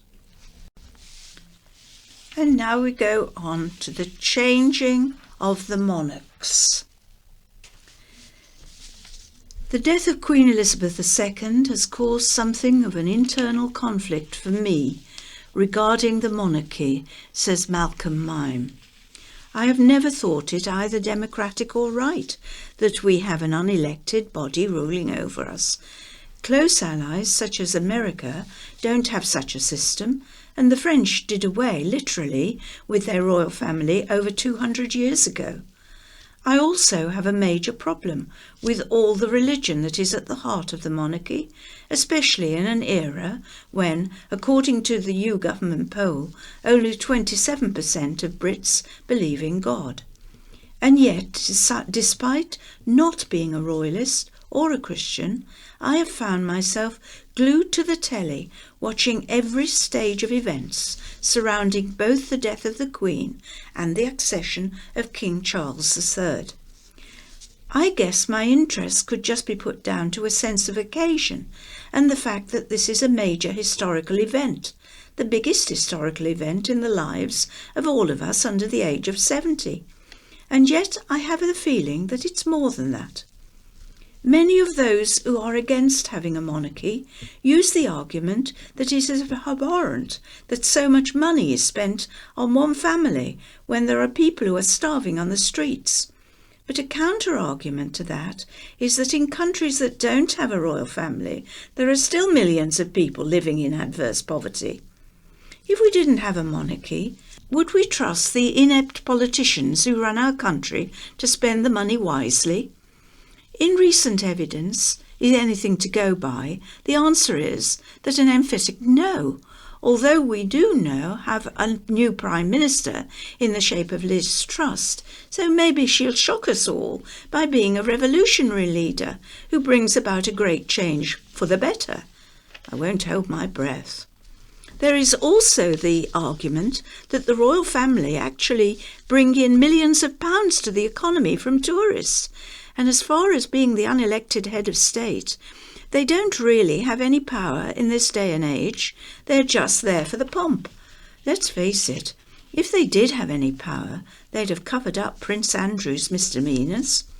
So here I am, not only no longer feeling anti-monarch, but actually feeling a little pro-monarchy, although songs such as God Save the Queen by the Sex Pistols and The Queen is Dead by the Smiths would also mean far more to me than the national anthem. I expect Charles is to now play a similar role as monarch as his mother did, a dignified figurehead who keeps her head down and just gets on with the job. He needs to remember that he isn't an elected head of state, so his opinion on political matters, such as climate change, need to be kept to himself. The Queen is dead. Long live the King. Notification of the Isle of Wight Jazz Weekend. The schedule is as follows. For Sunday, the 18th of September, 11:30 a.m. to 1 p.m. is the Panama Picnic Orchestra, Key Arts. Cost is £5. 1:30 p.m. to 3:30 p.m. It's the National Steel Portrait of the MJQ Apollo Theatre. Charge is £10/4. 1:30 p.m. to 3:30 p.m. Martin Dover Trio, Bargeman's Rest, and the entrance is free. 2 p.m. to 4 p.m. Angelina Grimshaw. Her duo is the Cafe Isola, and that's also entry free. 4 p.m. to 6 p.m. J Hexagonal, High Energy Sextet, Key Arts Theatre, £10/4, £10/4, and 7 p.m. till 9 p.m. K. Sarah Dowling Quartet, award-winning vocalist, Apollo Theatre, and again the charge is £10/4. And a note here says tickets for these gigs are only available from the venue themselves. And I have a little addition to this on Saturday, the 17th of September. There are other events in the Jazz Weekend. From 1 p.m. to 2:40 p.m, Karen Sharp Trio is in Newport Methodist Church. The tickets are £8 adults, 4 for children. 1:30 to 3:30 p.m, Keith Newman and friends are at the Bargeman's Rest, and it's free. 3 to 5 p.m. on Saturday the 17th, it's Trad Dad Bateman Brothers, 7-piece traditional jazz band at the Apollo, £12 and £5, and Steve Parks Trio at the Holyrood Hotel, and it's free. 6:15 to 8:15, Alan Barnes plus 11, 12-piece lineup at the Apollo. It's £18 and £10. And 8:45 to 10:45, Nigel Price organ quartet with Vasilios Xanopoulos at the Newport Methodist Church, £10 and £4. We also have entertainment news of the Antiques Roadshow expert who kicks off Art Society new season. The Isle of Wight Art Society's new season will kick off with a visit from Mark Allam, famous for his many appearances on BBC's Antique Roadshow. He has been a specialist on BBC Antiques Roadshow since 1998 and has appeared on numerous television and radio programmes. Mark has his own unique style, with interest changing or ranging from prehistory to modern design, and is a self-confessed collectaholic. He will take members and visitors on behind the scenes to give them a look at the UK's most beloved antique show and talk about some of the most intriguing, enigmatic and valuable finds over the past few decades. The first lecture of the new season will take place at Northwood House, Cowes, on Tuesday, September the 27th at 2:15 p.m. Every month, the Society will host top-rated experts in their fields to give illustrated lectures on a wide variety of subjects connected to the fine art, including painting, sculpture, music and history. Membership to the Society is now open. Application forms are available from www.theatresocietyisleofwight.org.uk. There are a limited number of places for visitors for £10 per person, but only booking must be made to advance to info@theatresocietyisleofwight.org.uk. There is a special offer on membership this month, and most lectures are now being also broadcast on Zoom for members who cannot attend in person. And now there are just a few changes for the buses in Ryde. Buses are stopping at alternative locations now that work has started at Ryde bus station, all part of the ongoing interchange project. Since Tuesday, passengers have been boarding Southern Vectis vehicles on Ryde Esplanade and at the Rose Garden instead of the usual stands. Routes 4, 9 and 37 are stopping at the Rose Garden, while routes 2, 3, 8, as well as the Island Coaster and the Downs Breezer, are on the opposite side of the Esplanade. Most work will be on the current bus station site itself, and the Isle of Wight Council said it would not mean significant changes for traffic and Island Line passengers. However, 9 resident parking bays outside the Solent Court are now unavailable, and permit holders are being asked to use Key Road car park instead. Ryde Travel Shop is open as usual. The Isle of Wight Council, Whitelink Southern Vectis and Island Line and its franchise holder South Western Railway are collaborating on the project, which they say will mean better travel connectivity and improve public space. The entire project is scheduled to finish in the spring. This is from Ben Houghton from Newport, entitled Memories of Queen Elizabeth's Coronation. I was fortunate to witness the coronation procession of our late Queen Elizabeth II in 1953, although the company my father worked for, Man Love Elliott, laundry engineers, was based in Nottingham. They had an office in London situated right on the processional route. We stayed overnight at a hotel in Leatherhead and travelled to London early in the morning of Coronation Day. I was 9 years old, and it was a most memorable occasion I am not likely to forget. I also have an original 16mm newsreel film entitled Cavalcade 1947, which has many pictures of the Princess Elizabeth, including visits to South Africa and other countries, and her wedding to Prince Philip. I still occasionally show this on a Bell and Howell 16mm projector that my father purchased from an American air base near Nottingham just after the war. And finally, there's a short poem from Jenny Ballantyne of Newport. Constant you in the background, constant you in our nation's psyche, the constant that was there in all our lives.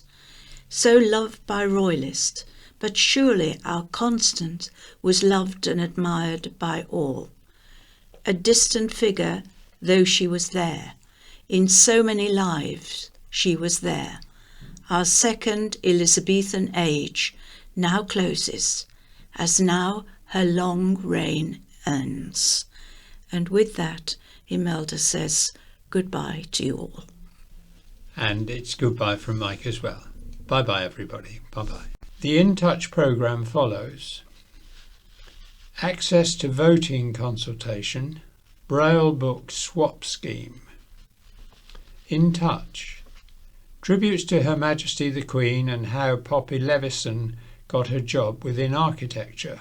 The Electoral Commission have launched a public consultation that will gather the opinions and experiences of disabled voters with the aim of making voting more accessible.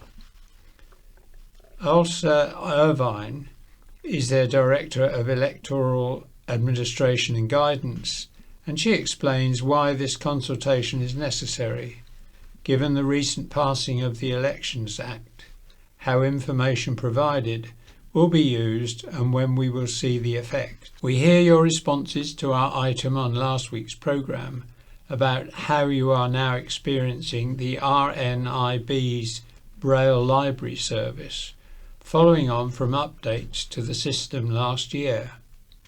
Somewhat of a makeshift response to these changes came from Tim Pennick, who set up a Braille book swap mailing list.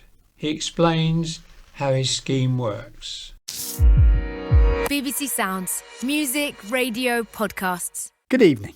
Tonight, a large response to last week's item on the RNIB's changes to its Braille library. You are not all pleased. And a consultation to ask blind and partially sighted people what are the most important considerations for blind people the next time they come to exercise their right to an independent secret vote. But first, what must have struck most people over the past few days is the number of stories about the Queen which demonstrate her lively and mischievous sense of humour and her ability to put people at ease. We have a couple of our own, quoted by David, now Lord Blunkett, in the House of Lords. The first happened 25 years ago as he was being inducted into the Privy Council. Back in those days, I knew it was going to be difficult and I was, unusually for me, quite nervous. I knew I couldn't actually drag the dog across the floor because dogs aren't very good at showing you where to kneel on cushions. They're brilliant at all kinds of other things, but that isn't one of them.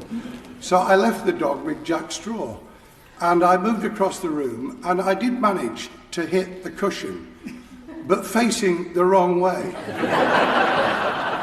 And Her Majesty, in what it always was a gracious and careful and never patronising way, managed to gently, by touching my arm, shift me round so that I could just brush her hand.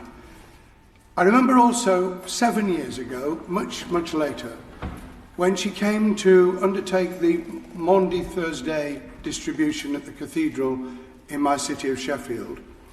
And because I was retiring from the House of Commons and was the longest serving Sheffield Member of Parliament, I had the privilege once again of sitting at table with her at lunch. And I had a member of the charitable community in Sheffield between myself and Her Majesty. And there was a silence, and I thought I would fill it, inappropriately as it turned out, by saying to her, Your Majesty, I've been reading the papers that the breed of corgi is dying out. And there was a tremendous pause. And Her Majesty then did what she did so cleverly and so appropriately, putting me down. Mr. Blunkett, she said, of all people, you should know not to believe what you read in the newspapers.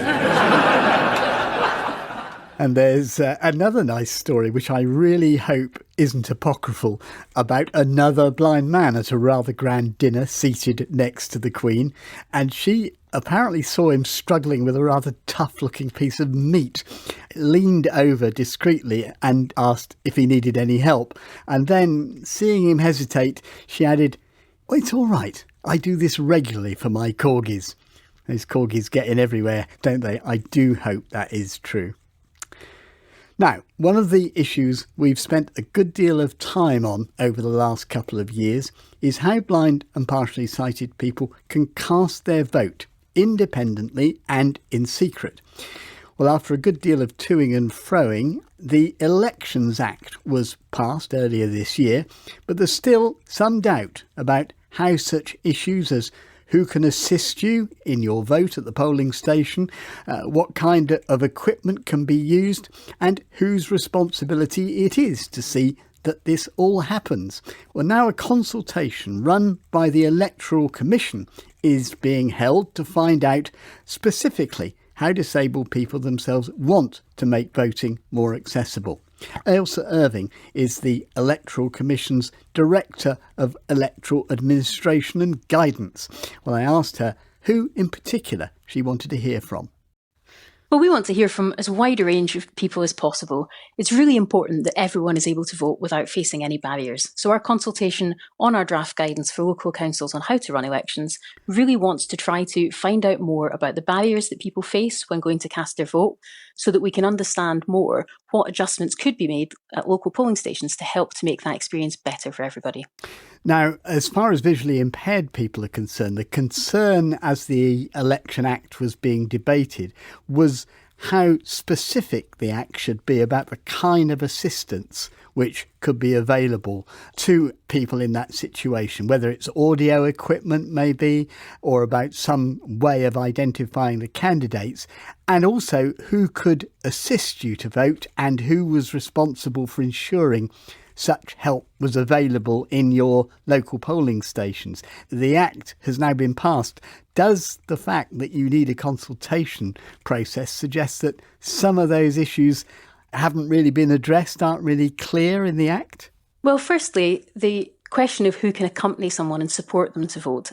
The Act has made changes in that regard and has widened that out. So now people can take anyone that they want to go with them, that they would find helpful to support them in casting their vote. In relation to the support that can be provided in polling stations, what the legislation has done has actually widened the provision that can be provided and has given more flexibility to local returning officers, which will encourage a bit more innovation. The guidance that we're producing is helping returning officers with making those decisions so that they are putting in place equipment and training their polling station staff that will help to make a very real impact for people in practice. Well, that was the point I was going to make to you, that whatever the law says, so much depends on staff at the polling station and how well they've understood the rules. And to be fair, they may not see many blind and partially sighted people, perhaps only a handful on a particular polling day. So what do you want to ensure to make sure that people don't have these situations where they turn up and somebody says, well, you can't do that, you can't go in with that person? Well, by providing the guidance to local authorities, we're helping them to understand the different things that they can be doing and the things that they should be bringing to attention of their polling station staff when they're training. We'll also be providing information in our handbooks that we provide to local authorities to give to their polling station staff so that they can use that in practice on the ground. And we've been working with local authorities during this process. The conversation is very much underway, and there is an appetite from local authorities to make sure that they can be doing everything that they can. Just so I can go specifically to the issue about audio equipment, because there has been a lot of work done on that and some trials which seem to be quite successful. Is that the kind of thing that you would expect to hear about from the blind and partially sighted people who contact you? Yes, absolutely. We have been having conversations with a range of organisations already, including the RNIB, with guide dogs, and we have been hearing feedback and input that suggests audio devices are one mechanism that a number of voters would find helpful. So it is something that we have reflected in the guidance as something that returning officers should consider. We know there may be challenges in procuring and funding those devices, so it will be really important also that we hear from the UK government that there will be funding made available to local authorities to help them to implement the recommendations that we're putting forward in the guidance. Now, talking of access, what provisions are being made actually to make it reasonably easy for visually impaired people to submit their views to you, given the fact that quite a few will struggle with online forms? Well, we have worked to make it accessible on the website so that it can be used with different screen readers and other adaptive technology. If people are having challenges with responding, we're very happy to discuss any feedback over the phone. There's a phone number available and provided there as well. So do get in touch with us. We really do just want to hear from people, and we'll do whatever we can to make it as easy as possible for people to respond. Ailsa Irving, thank you very much indeed. The consultation is open now. It closes on October the 17th, and we will have details about how you can submit your ideas on our own website. To get more information, if you have trouble with websites, you can call 0333 103 1928. Now, we always welcome your views, but every now and again there's an issue that just hits the spot. So it was with last week's item about changes that the RNIB made last year to its Braille library services. A number of you weren't satisfied with the answers you heard. Paul Nichols sets the tone. Despite what Dave Williams said on last night's programme, I am one of those who believes the RNIB ultimately wants to rid itself of a hard copy Braille library service and move readers onto an electronic system. And I certainly don't think the current arrangement can be described as a library. Firstly, the Braille Library website was set up some years ago to give members a little more control over their list of books, but it's not been working for some time. I can no longer check my wish list or add to it without ringing the RNIB, and when they closed the long-standing library service and disposed of all the books, readers lost a great many titles. All those which were not already digitised disappeared. Meanwhile, Lenita Conradi just doesn't feel that the new system is working. When the new system started, I sent the RNIB a list of books which I wished to receive, based on the old catalogue and the new book list which appear from time to time. Despite this, I received several books which were not on the list. It would be rather helpful if such lists would be consulted, so that one does not receive books that either a person or a computer system just decide one wants to read. There are more than 100 books on that list, so at least one of them must have been available. And Gail Guest is another dissatisfied customer. I once went 6 weeks without a book and did at last receive one at the end of last week. I've had many phone conversations with friends who are also Braille library users, and the subject of delays in getting books always comes up. It's all very frustrating. I have got an Orbit reader and I've been using that, but I still prefer to read a hard copy of a book, and of course a lot of people don't have these things. I really wonder if the whole thing was thought through properly. But there were more, and I don't feel that we've heard the last of this subject. But there is one glimmer of light which could benefit some frustrated readers of Braille books. It's a book swap scheme, and Tim Pennick, who was one of the contributors to last week's discussion, told me how it would work. I've set up an email list which allows anybody who's interested in swapping Braille books can just join the list. Once you're a member of the list, if you have a Braille book that you think somebody else might like to read, you just send a mail message to that list. Everybody on the list gets to see that that book is available, and anybody that wants it can then reply to you and eventually give you their contact details so that you can then send them the book. So it doesn't have to be a direct swap, one book for one other book. Absolutely not. No, indeed. You just, if you see a book you fancy, you respond. Exactly. Yeah. And I mean, obviously that relies on you being first. It's all first come, first served. So it's by no means perfect, this scheme. And it unfortunately at the moment relies on people being able to access email.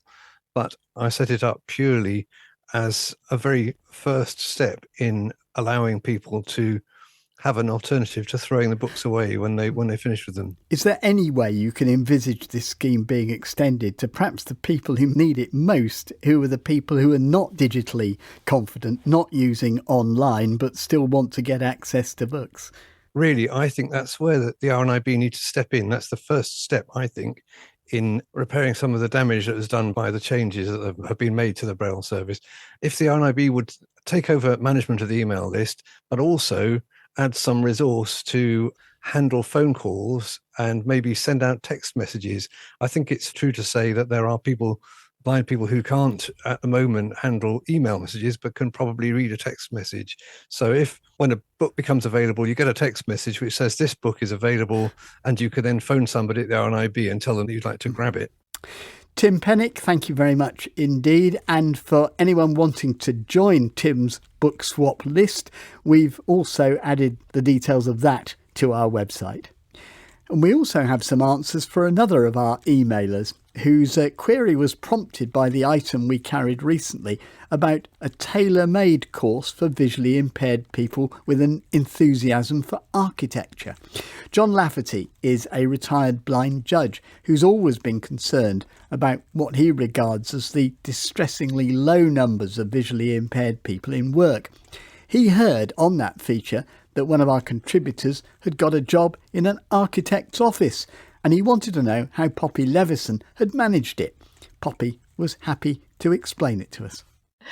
It's quite a long story, but it is one that I take a lot of pride in as well, especially knowing, unfortunately, the statistics of people in employment in the blind and visually impaired community.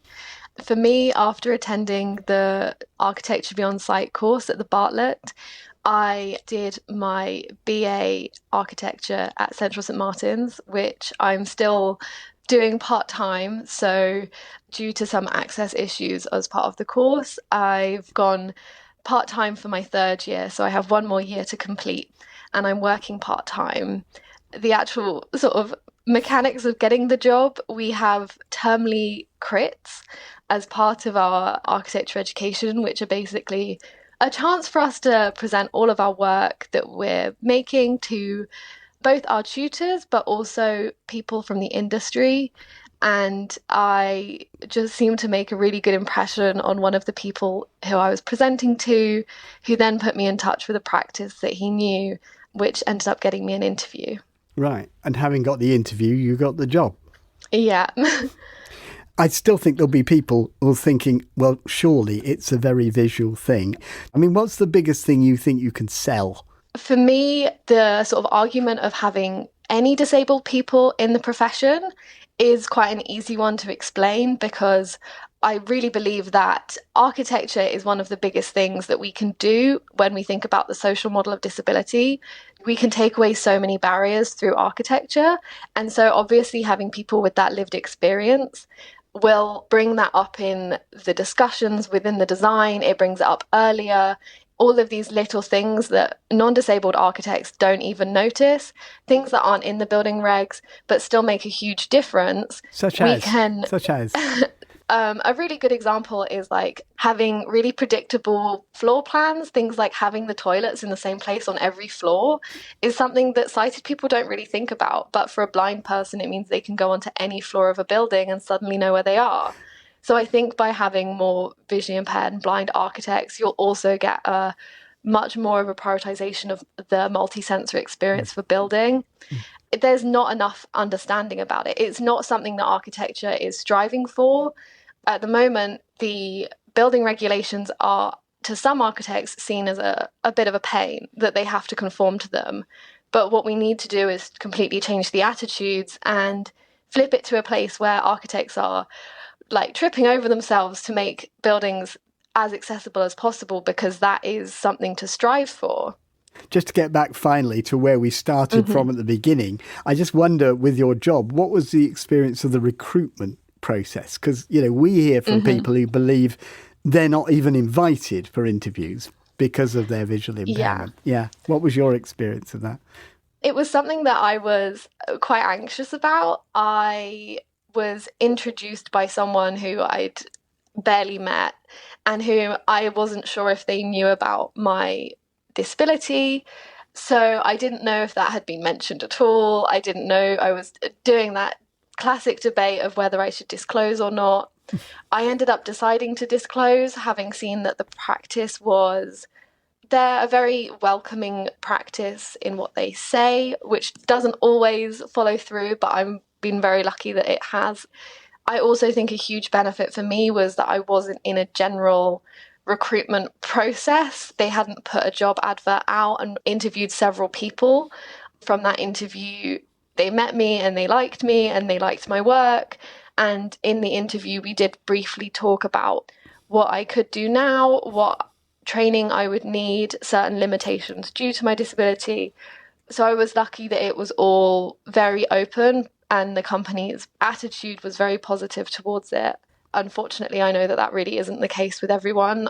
And I do think the fact that I wasn't up against 100 people that could do the same things that I could, if not more traditionally, did help. Well, Poppy Levison, congratulations on getting it anyway. And thank you very much for coming back on to answer John's questions. Poppy Levison, thank you. Always happy to try to answer your queries, and we welcome your views as well. You can email in touch at bbc.co.uk, leave your voice messages on 0161 836 1338, or go to our website bbc.co.uk/in touch, where you can also download tonight's and previous editions of the programme. That's it from me, Peter White, producer Beth Hemmings, and studio manager Amy Brennan. Goodbye. Scaffolding and skips news on the 19th of September 2022. Newport area.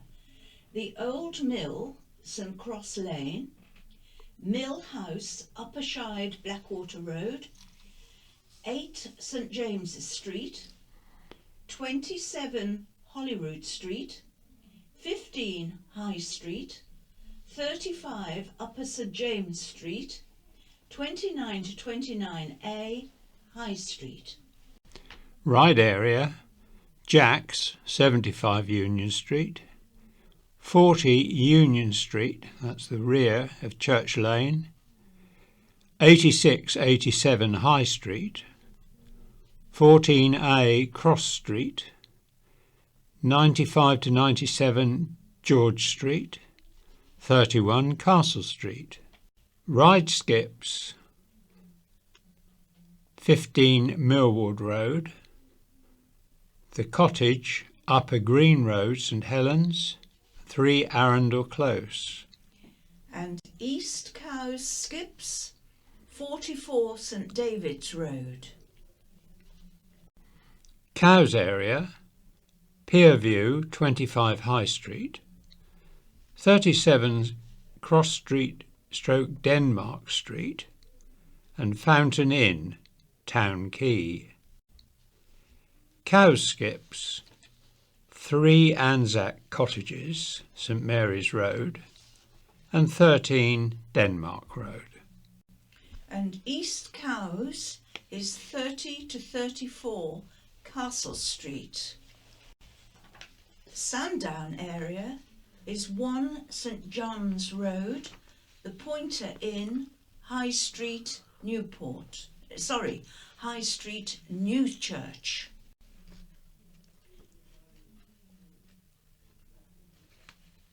Shanklin area is 29 to 31B Regent Street. Ventnor area 91A and 91B High Street, and Ventnor Skips 2 Castle Road, Wroxall.